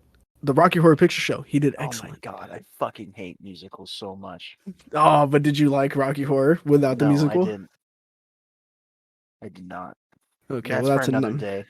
that's That's a a nine whole out of other. 10. Going back to the it. Um. I'd say watch both of them. Go for the double feature.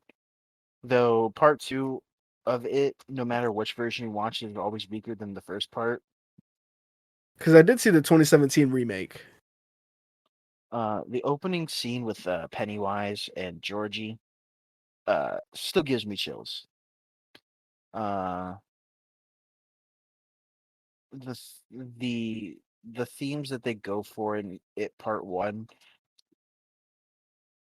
and the framing, the cinematography, the Yeah. effects, everything going on in the background, the set design is made to unsettle, and it does a really good job. Oh yeah. There's a lot Uh, of points in the film where you can still see Pennywise in it. oh Like he's yeah, like in the background somewhere, or there's something of him that really puts you on edge. I hate every adult in this movie, and that's a good thing. They made it almost like a coming of age story, and it would be a really good coming of age story if it wasn't fucking it. Yeah. Did you ever read the book? No, the book is crazy. I think that was when Stephen King was doing all his drugs when he wrote it. Yeah, don't. The book is, if you cut out like 3/4 of it, it's a good book. The book is wild, from what I hear. Absolutely fucking wild. Um, the scenes where he first chases Ben in the library is the one scene that really sticks out to me when he's chasing all the kids or terrorizing all the kids in the first place. Yeah. Um, what's her name? I can't remember her name. The I girl's couldn't dad. say. Uh, he's fucking creepy because he's like a pedo. Oh, It's not yeah. like it's not like I mean he's a bad person. He's a bad father. It, Yeah. he's like evil in his own way. It's like nobody has like good parents. Everyone here's like a shithead. It's just a shitty town, bro. It really Yeah, is. Beverly, that was her name. Okay. They don't really make it clear. One of the downsides in part one is after Beverly is about to be molested by her father. Hmm. Um, she runs into the bathroom. He kicks the door down, and then she beams him on the head with the top of the toilet bowl, the porcelain part, Oh, yeah. and then he's just lying on the floor bleeding out. And they never make it clear, even in part two, uh, if he died from that or not. He just wasn't around anymore. Yeah. Yeah. It was probably just like an oversight. Like they only had him for the day. They couldn't really shoot any more scenes. The dance that Pennywise does in the sewer when he steals Beverly is utterly fucking creepy. It still gives me Mm, chills. yeah. If you haven't seen it, it's crazy. The acting for kids is what you get. I mean, it's a little stiff at points. But they are child actors. And the ending is a bit cheesy to part one, but I think that's what they were going for. Yeah.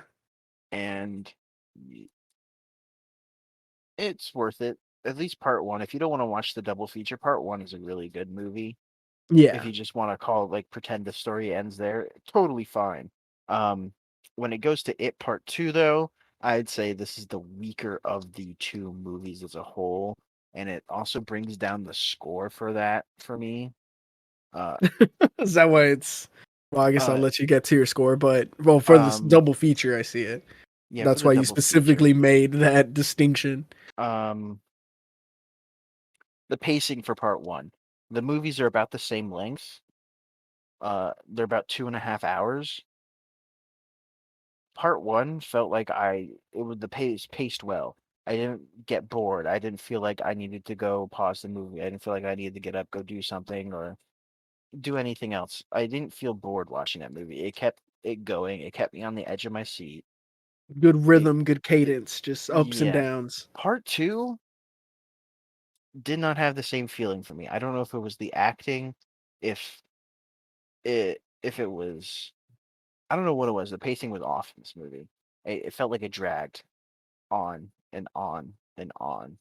Do you think that we're trying to go with more of their I think they were trying to drag it out maybe because bring in remember like a part three or it was a made for TV movie. It was a two-part like special series. yeah, So I think they're padding out they need to make a 2-hour movie and they needed to pad out time somehow. And it kind of shows. the opening scene where they have the crew of like they had the bully in the last movie, right? The gang of Yeah. bullies that it used to terrorize the kids, and then ended up killing one of them, forced the one bully to kill his dad. Uh, so they have that gang of bullies in the part one, and then there's this like different gang of bullies in part two, where I thought they were gonna be part of the movie again, like he's gonna use another gang of bullies, but this time they decided to beat up a gay couple, while the girl leader of the group kind of looks like a lesbian, and so do the rest of the groups. They decided to beat him up and throw him in the river, where it goes and What the fuck? kills an adult. And I thought it kills children, so that made no sense to me. Right. And the bullies are never seen again. So Okay. I think they were made to be part of the movie, but they weren't. A lot of stuff was cut in post. Yeah, like I think this movie was recut, re-edited. Just Um, overdeveloped really. yeah, I think that's part of the problem. Entrance though to all the characters as adults is great, even with Stan, committing Sudoku. Hmm. Uh, and like I said, I didn't Was it expect. with the needle that was actually a knife? No, he actually used razor blades in the bathtub. Ah, okay. Yeah. Uh, so a semi-competent way to go, I guess. Yeah. I think all the actors were great for the when they aged up, especially the asthmatic kid. It looks like they got him and then just aged him up. I don't know how they did it, how they found it. I can find his name. The one kid that's actually scared of clowns, isn't it? All right, that's what No, he says in the first one. no, not that dude. That's not chapter two, not part one. Jason, not Jason Sudeikis. I don't think. Well, that would be. Um, Isn't that guy? Isn't he like the Ted Lasso Bill guy? Hader. Bill Hader's the one Bill that Hader. hated clowns. James Yeah. Ransom, who played Eddie Kasprak, the asthmatic kid, Yeah. looks exactly like they got him and they Oh, aged okay. him in a time machine. James McAvoy was okay. He's kind of like that actor you need who can play a part competently. He played Oh Bill. yeah, he was in like what was it, Glass and Split and shit. Yeah, he's also an X-Men. Yeah. Um, Jessica Chastain was okay for Beverly. Isaiah Mustafa, who played Mike Hanlon as an adult, did okay. Yeah. Jay Ryan, don't know who this guy is. He's just like some hot dude from New Zealand that they got to play Ben. I mean, It you're not wrong, but with the it hot dude really part. it really doesn't look like he had anything, and his acting's a bit rough, in my opinion. Yeah, he looks like he was casted more for the face than he was Yeah. his. Yeah. Though I think they still did a good job casting for the most part.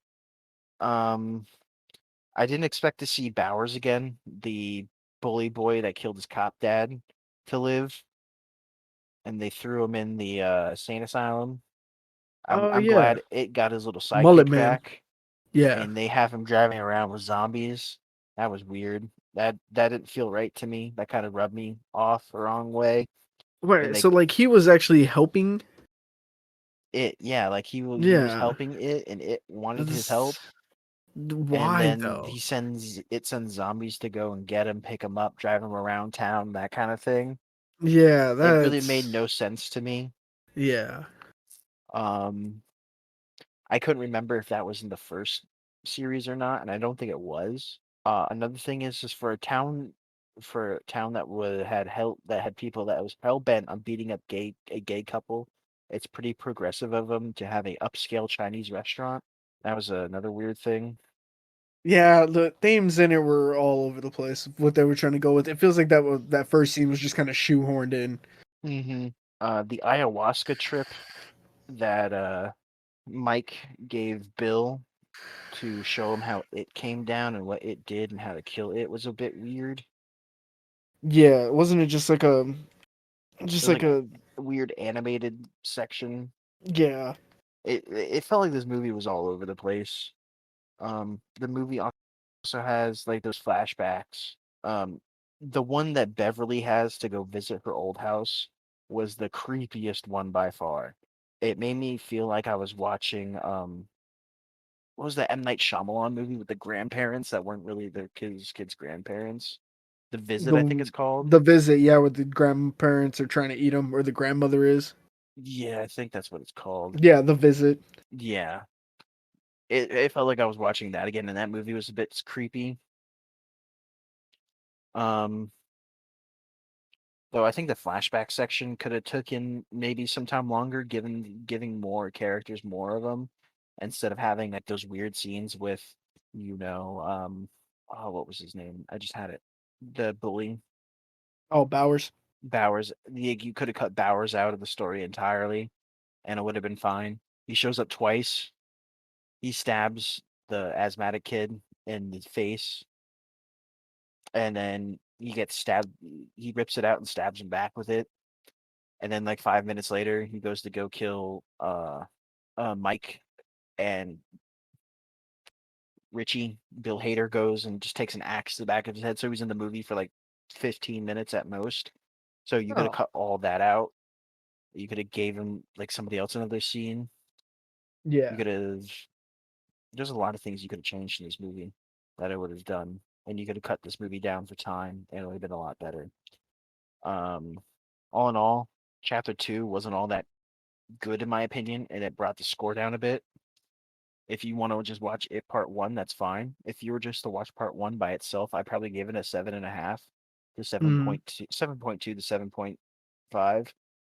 For both of them together, I'm gonna give it as a whole a 6.8. Wait, you said a 7.2 for the first one?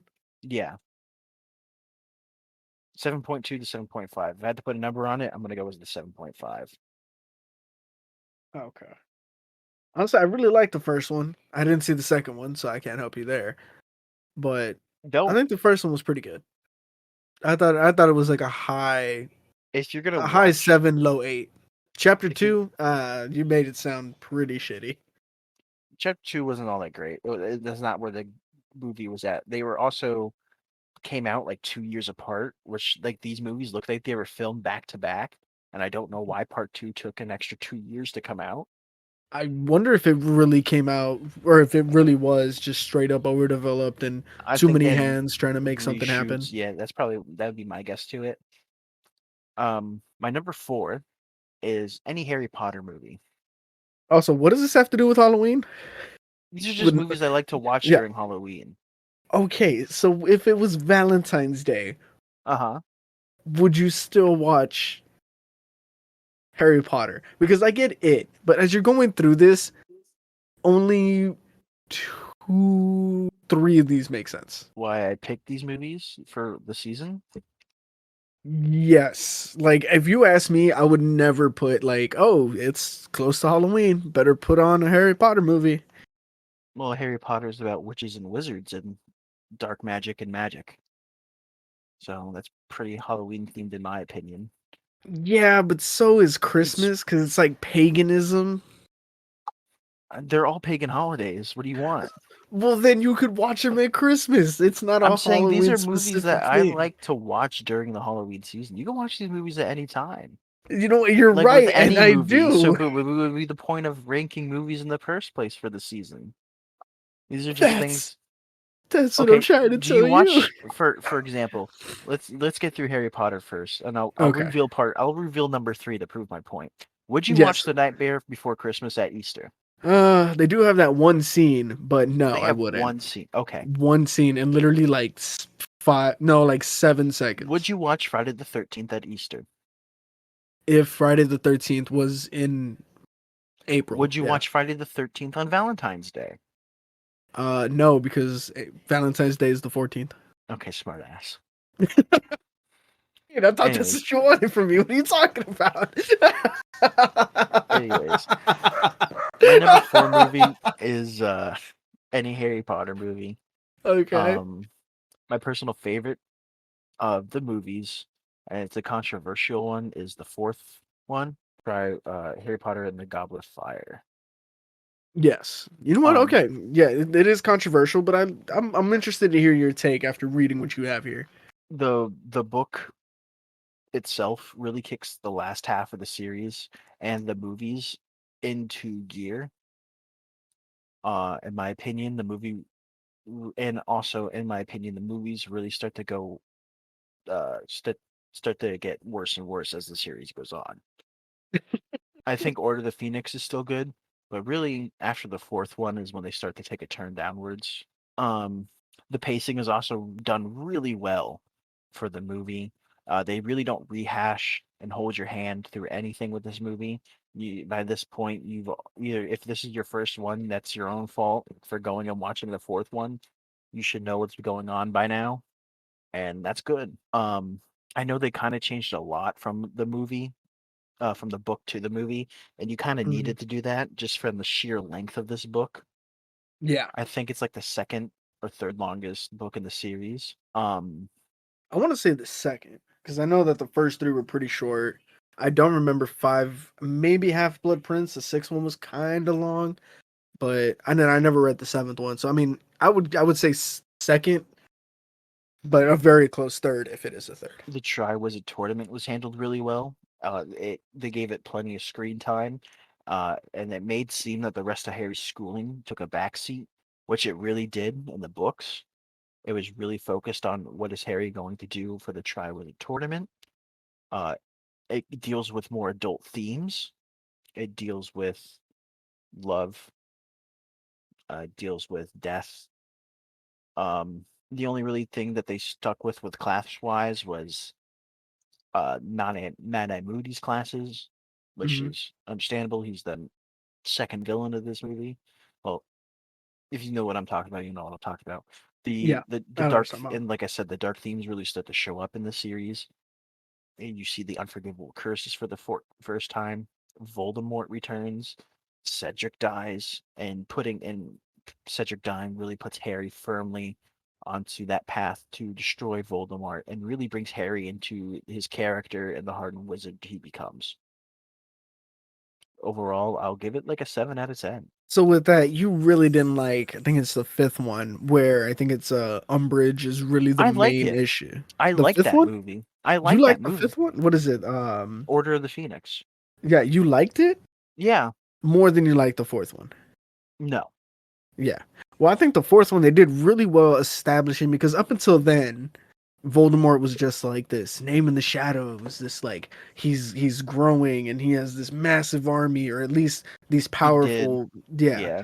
And it really gave the idea, the suspense of who and what he is and the horrible things that he's gonna go to. And then four gave you a face to hate.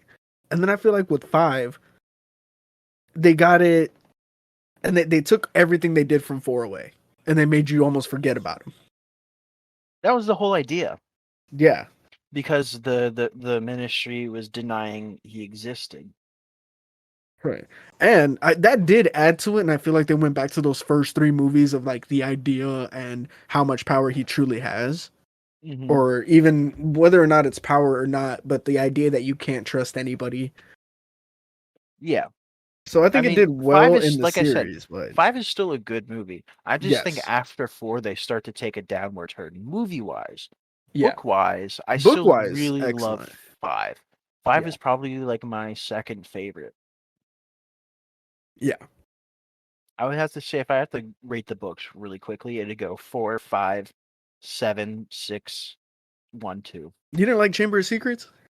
No, not really. Yeah, I felt like Chamber of Secrets was definitely like a standalone movie. Like it kind of gave like a like it wasn't until the very end where it Oh, I was was like, just rating oh, books. Movies a oh, little bit different. oh, Movies well, still pretty good. even the books though, it was a lot of. I think they were trying to get like this. Fuck, it's been years since I read them, but they Yeah. were trying to kind of shoehorn this Ron Hermione thing. But I can't remember. Alrighty. My number three, like I said earlier, is The Nightmare Before Christmas. And you watched this on Valentine's Day, you said. No, I don't. Okay. Because it's not on the 14th, it's the 13th. Okay. Um, It wasn't that funny, man. You didn't need to no, choke on sorry. it. Um, this movie works both as a Halloween movie and a Christmas movie. And if I make a Christmas list, it would probably be on there somewhere. The themes and the setting for the movie is perfect for children and adults too. It doesn't scare them outright, but it's unsettling in like a charming way. That claymation, it gives them a notion of not moving like how humans do, and it's a bit jerky and sharp, but it fits so well for what it is, like what the movie is. It gives them that feeling of like undead or being stiff and unalive. Yeah. Um, it's one of the few musicals that I can tolerate. The songs are really good. What They was your drive favorite song? probably the opening song, Okay, fair enough. or Oogie Boogie, probably. Oh, Oogie Boogie is a banger. Um, And you're right with it driving the plot forward, especially with Oogie Boogie's song. mhm. You didn't need to know him longer than 20 seconds, and you were like, I like this guy. Overall, every song in this movie is like a certified hood classic. Jack Skellington, he's not a perfect hero. He messes up Christmas. He messes up a lot of other things, Yeah. but his heart is messes Christmas up for everyone, but his heart's in the right place. And for kids, I think that's an important message. Even if you are trying to help and your heart is in the right place, some people may not want or need it. And if you go through with it anyways, sometimes people aren't the most forgiving, even though it works out in the end. This movie for Jack Santa and Halloween Town, I still think that's a really good message to have behind it. At least in the background, that's what I took away from it. On the surface, it's just like a funny movie. Yeah. But yeah, I mean, you do have a good point here, and I think it's an excellent movie all around. It doesn't just cater to children, it brings in a lot of these darker elements, or not really darker, but like these really thematic elements that you have to really look into. There's a number of different relationships going on between every single person, so there's definitely the world a felt character lived for in. everybody. Yes, yes, you felt like it was a real, well thought out. Everybody had a place. Everybody's place had a person. Um, My favorite overall, song, "Making Christmas." okay. Fun fact. Overall, I'm gonna give the movie 7.5 out of 10. What is a 10 out of 10 to you? A 10 out of 10 is really hard to pull off. I normally give 10 out of 10s for movies that aren't, you know, um, they might not have like the best. They might not be a masterpiece, but it's shown me something. Made me look at a movie or like the whole thing in a different way, or it shows me perspective that I wasn't expecting. One of my probably the one of the only 10 out of 10s. If you give me a second, I gotta go look at my shelf because I know I have it. I want to get its name right. Uh, Is it Citizen Kane? no, it is not Citizen Kane. I've never seen it, but everybody's like, "Oh, Citizen Kane, it's the best movie." And then I've never even heard of it. I couldn't even tell you. I couldn't even give you a scene. It is Ex Machina. Ex Machina. Yeah, not a lot of people talk about this movie.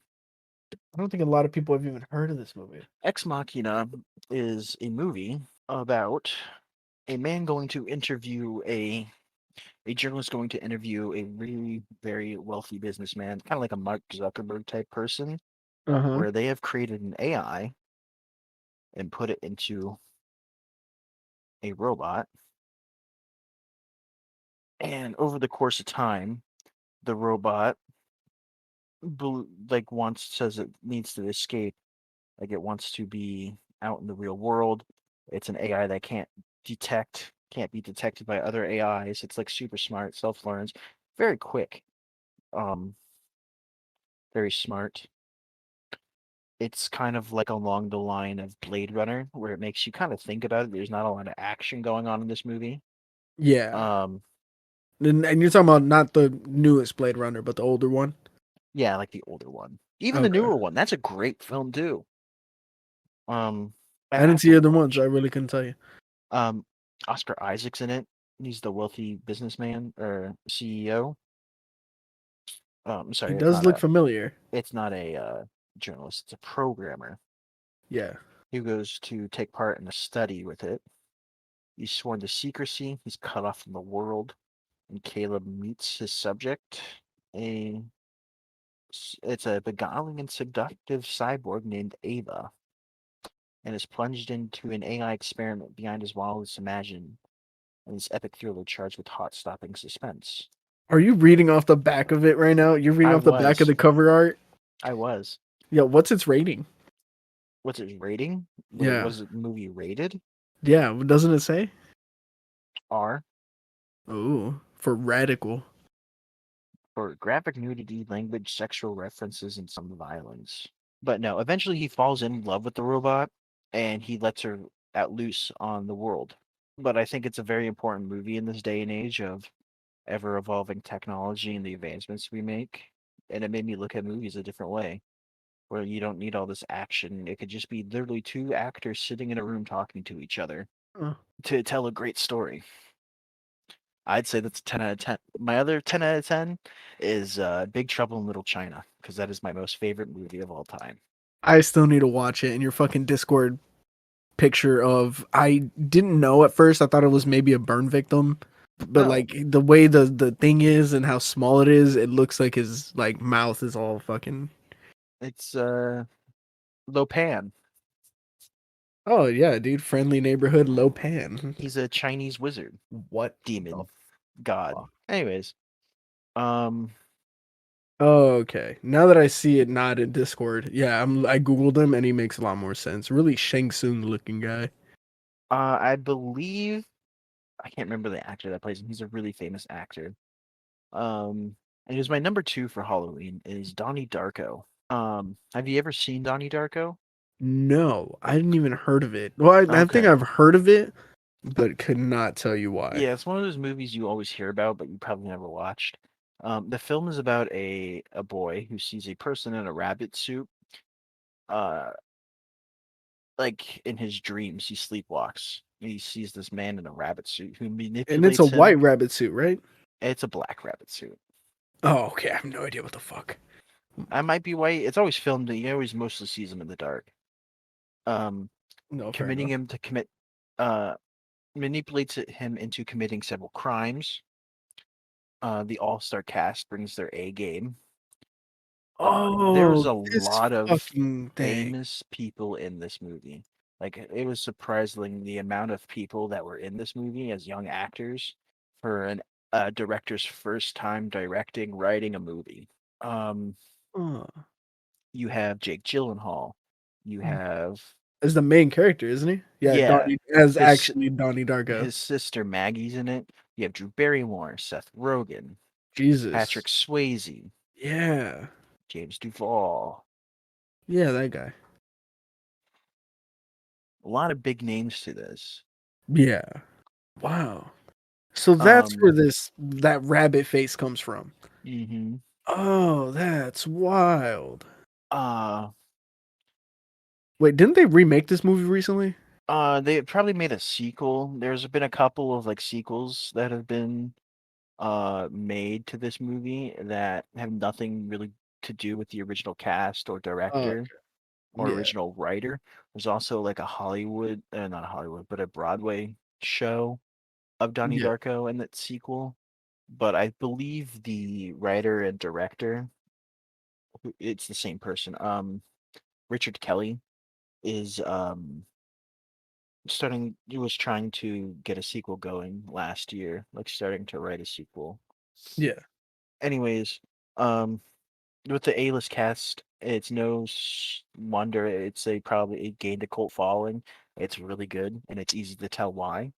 Uh, Donnie's sleepwalking buddy, the rabbit, who is named Frank, by the way, saves him from a disaster that would have killed him if he didn't leave.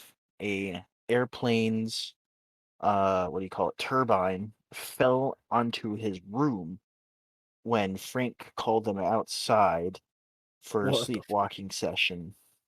fuck? Sleepwalking session? Yeah, and then when he was out and having a sleepwalk, a plane's not fuselage, but a plane's turbine fell on his room. Yeah. Frank told them that the world would end in 28 days, which is the same amount of time that the film was filmed in, by the way. The film only took 28 days to film, which is a very short time. Yeah. The dark themes and sci-fi thematics, along with the film and camera choices, m- made it feel like the movie was filmed in a dream, giving it a What do you strange mean? like Like the quality. actual camera, like they were using The different camera lenses? choices, the choice of film that they used to film the actual Ah, movie. okay. To Um, give it this effect without, well, I mean, it was the early 2000s, so I don't know if you could really give the yeah, effect consistently. And the speaking of effects, the special effects are definitely from the early 2000s, but I'm not gonna like really fault them for that. probably for Uh, the times. Yeah. and you can tell, but the way they are used makes up for the fact, like the tube that Donnie can use to touch objects from people and see into their future and see future events. The film leaves a lot of a room for interpretation on purpose for and the people who saw it loved it, but the timing of the movie was a little unfortunate. They had like somebody getting shot with Columbine like Mm, 2 years earlier, and yeah. then they had like a plane going down right after 9/11. Yeah. So it was really unfortunate with the timing of the movie, and it really hurt its budget, its box office for that. Um, it made it up though eventually, especially in the international audiences and with Blockbuster and DVD because this movie came out right as DVDs were becoming popular. Ooh. Okay. Anyways, the And that's ending why of it the became a movie, cult classic as opposed to just like a yeah, cinematic classic. yeah. The ending of the movie is that a time vortex with uh, a plane ripping the plane's fuselage. Not, I keep saying fuselage, turbine off, It's and a they fun flung word. it, and it flings it into the past, and And kills Donnie. Donnie. Yeah. So originally, so Donnie, not as a kid, because Donnie at this point is like a teenager, right? Yeah, he's in his So, late teens. right. So the Probably supposed beginning to of be the like movie 16, comes. 17. Yeah. So the beginning of the movie is him getting pulled out, Frank Mhm. taking him on this wild ride, Mhm. and then the engine killing him anyway, but just 28 days later. Yeah, it's really weird. I can't go through if I had to like give you a synopsis of this movie like I did for it, I would be here for like another 20, 30 minutes. Okay, but there's just so many things in it, and Yeah, like this okay, movie, like I was about to say, this movie is a great to watch and formulate what you think the movie means. It's a great psychological and philosophical movie to watch ooh, I do during the like that. Halloween season. Oh, so this one's during the Halloween season.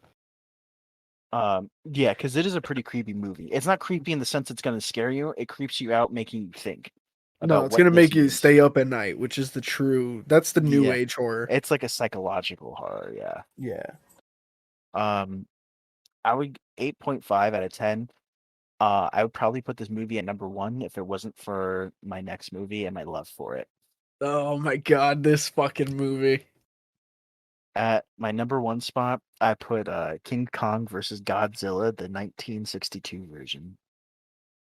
Honestly, fucking amazing. You were talking so much about it, and I think we watched it at the old house. Yeah, we watched it at your old house Yeah, together. and god damn, you didn't need to be high. It was a great movie. Oh my god, yeah.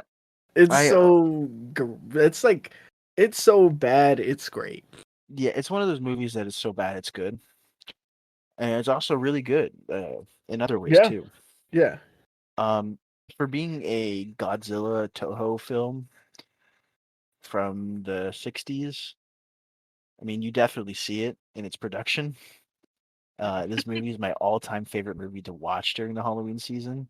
It's a monster fight. It's two giant monsters going at it. Um, and I love to introduce it to my friends and people who haven't seen it before, especially with that new one that came out, like I think 2 years ago now, three. I don't remember when the last one, the new one came out. Like I said, it's produced by Toho Films in Japan, and the English portions are filmed for an English audience, English speaking audience, and it's pure fun, pure campy fun to watch. The Now, special when you say effects, can't be fun, what exactly does that mean? campy means like cheesy. It's kind of Oh, like okay. it goes for the low hanging fruit, Like and just the but nut shot of it hits it comedy. so well. Okay. The special effects and the practical effects are very hysterical to watch because it's how poor they are. You will see miniatures being used as what they're supposed to be, like miniature submarines, miniature trucks, miniature tanks. I'm talking like model figurines. Yeah, Um, literal like plastic molded, like as you're playing when you're like 6 years old. they're hysterical to watch, and sometimes you can't believe what you're actually watching is a real movie. Now, Um, now to be honest, for the '60s, are these mhm. effects are they legitimate? Like, holy shit. Yeah, it's about on par for the '60s, especially what was going on in Japan. Okay. Um, Remember, computer generation isn't a thing yet. So all Computers those weren't little real. Planes weren't even real. little planes are real. So all those little like lightning effects, Yeah. especially that you see happen later in the movie, they're hand drawn. So that means that they go onto the film frame by frame, and an artist hand paints those frame by frame by frame by frame. Um, Some old school Looney Tunes. yeah, essentially. Um, some of my favorite scenes are when you see Kong fight a giant octopus, and they use like three different props for it.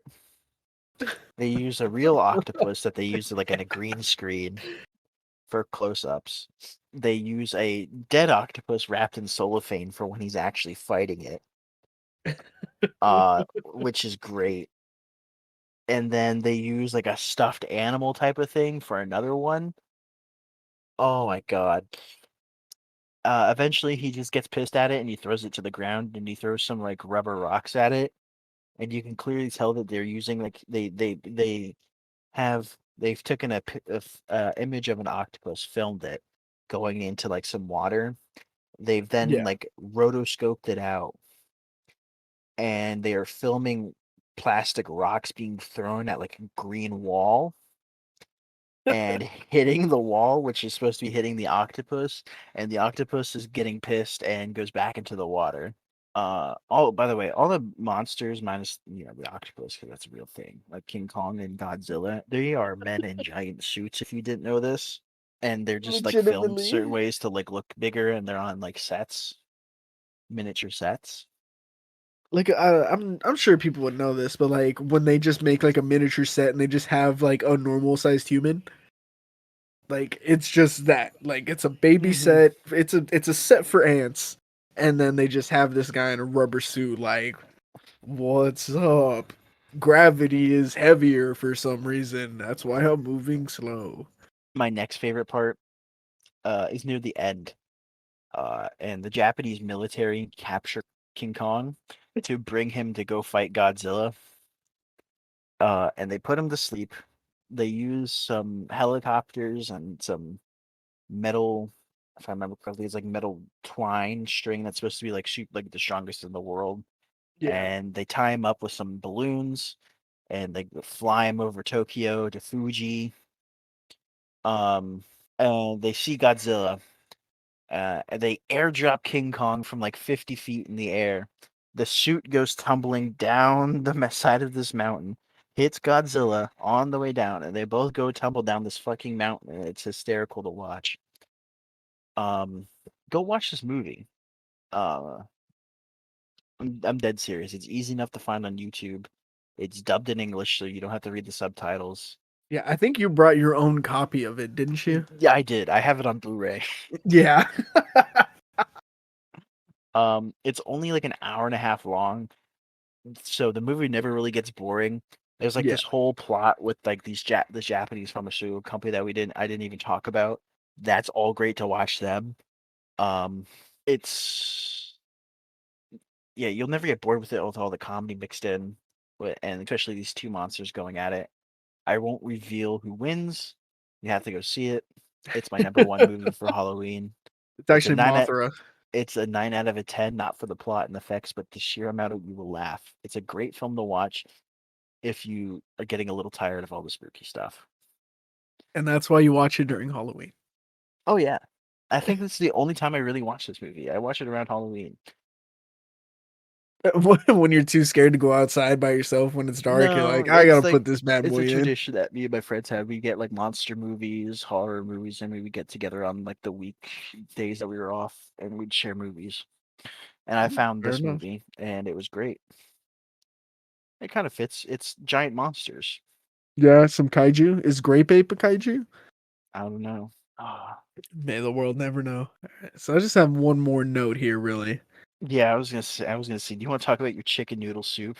I have no Yeah, idea what this is. what the fuck is up with chicken noodle soup? Like, when did that become like, oh, this is gonna make you feel great? Like, who started pushing Oh, this like narrative? when was it Was like a it home Big ready? Chicken? Yeah. Did Big Oh, Chicken push this, or is chicken just so readily available that it was just like, hey, it's not really a remedy, but we're gonna put it in your face because it costs like 15 cents to make. It's no Annie Ann's overhead, but we got you right here. uh, Because honestly, I would love a more I would love like a beefy one. I don't want like it has a lot of fat compared to chicken, but you're gonna want that fat, that protein, that heartier meat when you're sick, okay. as opposed to just straight protes. So I just Googled it because I was curious. Is it big chicken? Um, Campbell's themselves. this is coming from a dietitian. Studies have shown that a hearty bowl of chicken noodle soup may clear nasal congestion and ease cold symptoms, says Sandy Alonen, a clinical dietitian at Beth Israel Diakonis Medical Center in Boston. It's all about the ingredients. When you have a cold, it's also important to stay hydrated, she added. A clear broth is warm and soothing, making it a great source of hydration while you're sick, especially if you have a sore throat. Okay, yeah. It says in her hospital newsread thing. I think if you add, you may think added salt and other seasonings aren't great for you, but in moderation, these spices can help combat the feeling of dull taste buds. Yeah, but I'm gonna tell you right now, there is so much goddamn soup or salt in chicken noodle soup. Well, yeah, that's if you get it from a can. Even when you make it yourself. I've seen No, Shelby just start fucking dropping sugar cubes of salt in there. you're not Like supposed actual to. full like quartz You're crystals. you're not supposed to. Yeah, but if you don't, then what else are you gonna eat? Because the chicken is so bland, it doesn't have any taste to it. I mean, you're supposed to use like leftover like roasted chicken, so that should have had spices from when you cooked it. Yeah, but then that roasted chicken just have salt from all the other salty shit you did. I don't think you know how like you Not just don't really. I add don't. salt to Yeah, everything. I don't really And have salt this is like not the 1920s only depression. spice that exists. Oh, I fuck my shit up with pepper. I'm not a salt guy. Oh my god. I don't even like potato chips if there are a lot of salt. The only salty potato chip I'll eat is salt and vinegar, but I just like the vinegar part. But to me, I feel like a But beef like the is like a strong vegetables, animal. and then you have the other vegetables in there like carrots, celery with vitamin C and K. So yeah, Yeah, but you can also add that with beef. And to me, I think beef is just like a stronger meat. beef is like iron though, is it not? And vitamin like A. Uh, I don't know. I don't think so. Beef nutritional facts. Serving size? I don't know. Let's see. So it's 61% water, mainly protein, mainly fat.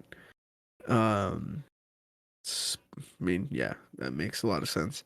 Protein, iron, zinc, selenium, riboflavin, niacin, B6 and 12. Ah, Phosphorus, my whatever that favorite is. beef, six beef.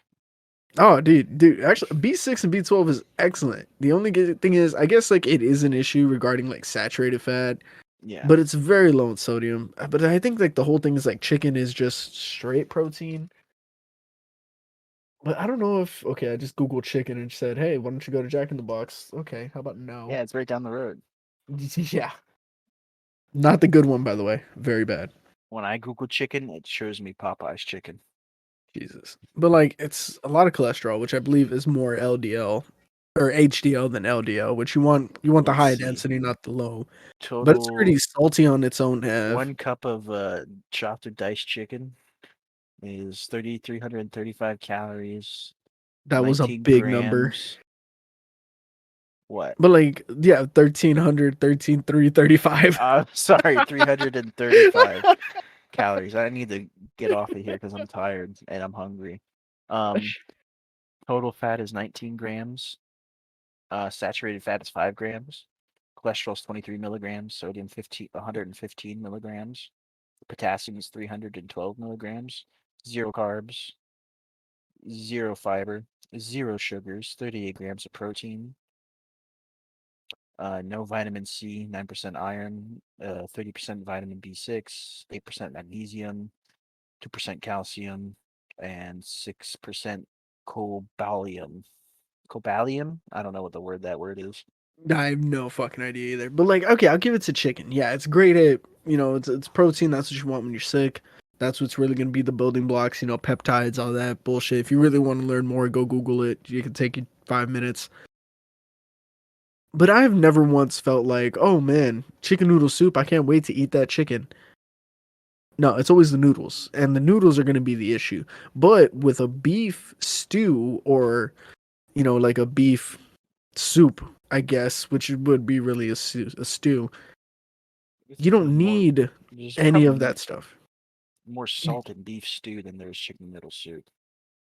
Well, I would say not, because all the vegetables that you can add to it. Chicken itself is slightly salty. That your What are you point you just on made about? is just made invalid. All the vegetables you can add to beef stew, you can add the same vegetables to chicken noodle soup. It's not just chicken, noodles, and soup. Yes, but with beef stew, you don't need noodles. And a lot of those carbohydrates are pretty much null and void. So I think beef stew is probably best for you to have. And everybody's out there like, oh, the carbohydrates, you need that for energy. You have potatoes. Yes, but exactly. So you put starch and carbs. Yes, so you put potatoes in your chicken noodle soup? No. Yeah, but you'll put it in your beef stew. Okay. Yeah, so beef, potatoes, don't potatoes celery, have carbs carrots, and starches in it? Yes, that's what I'm saying. So beef stew is much better than chicken noodle. Okay. Specifically, especially because if you're gonna get sick all the time, it's mainly gonna be you don't need those complex carbs. You need something quick and fast to like heal our medicinal needs. By the way, also that you should definitely be taking care of yourself. Go see a doctor. Yes, and not listen to us two idiots. Yes, very much so. I have a drunk Shelby. I think we have been. This went on way longer than I thought it would. Yeah, same here. I think we started at 3? No. Well, maybe your time. Yeah, 3 my time. We started at 3:05. Yeah. So No. Shelby's just excited about food. I think she made some beef stew. So. Oh, are you gonna tell her that you talk shit on her chicken noodle soup? Oh no, I love her chicken noodle soup. I just don't think it would be good to eat when I'm sick. Oh, you're fucking wrong. You've never once made fucking chicken noodle soup when I'm sick. Yeah, I don't, because you don't know why? Because I eat beef. I'm gonna leave this all in. Oh my god. I might not. It depends. It's a lot of editing. All right, it's time to end this train wreck of an ending. See you all later.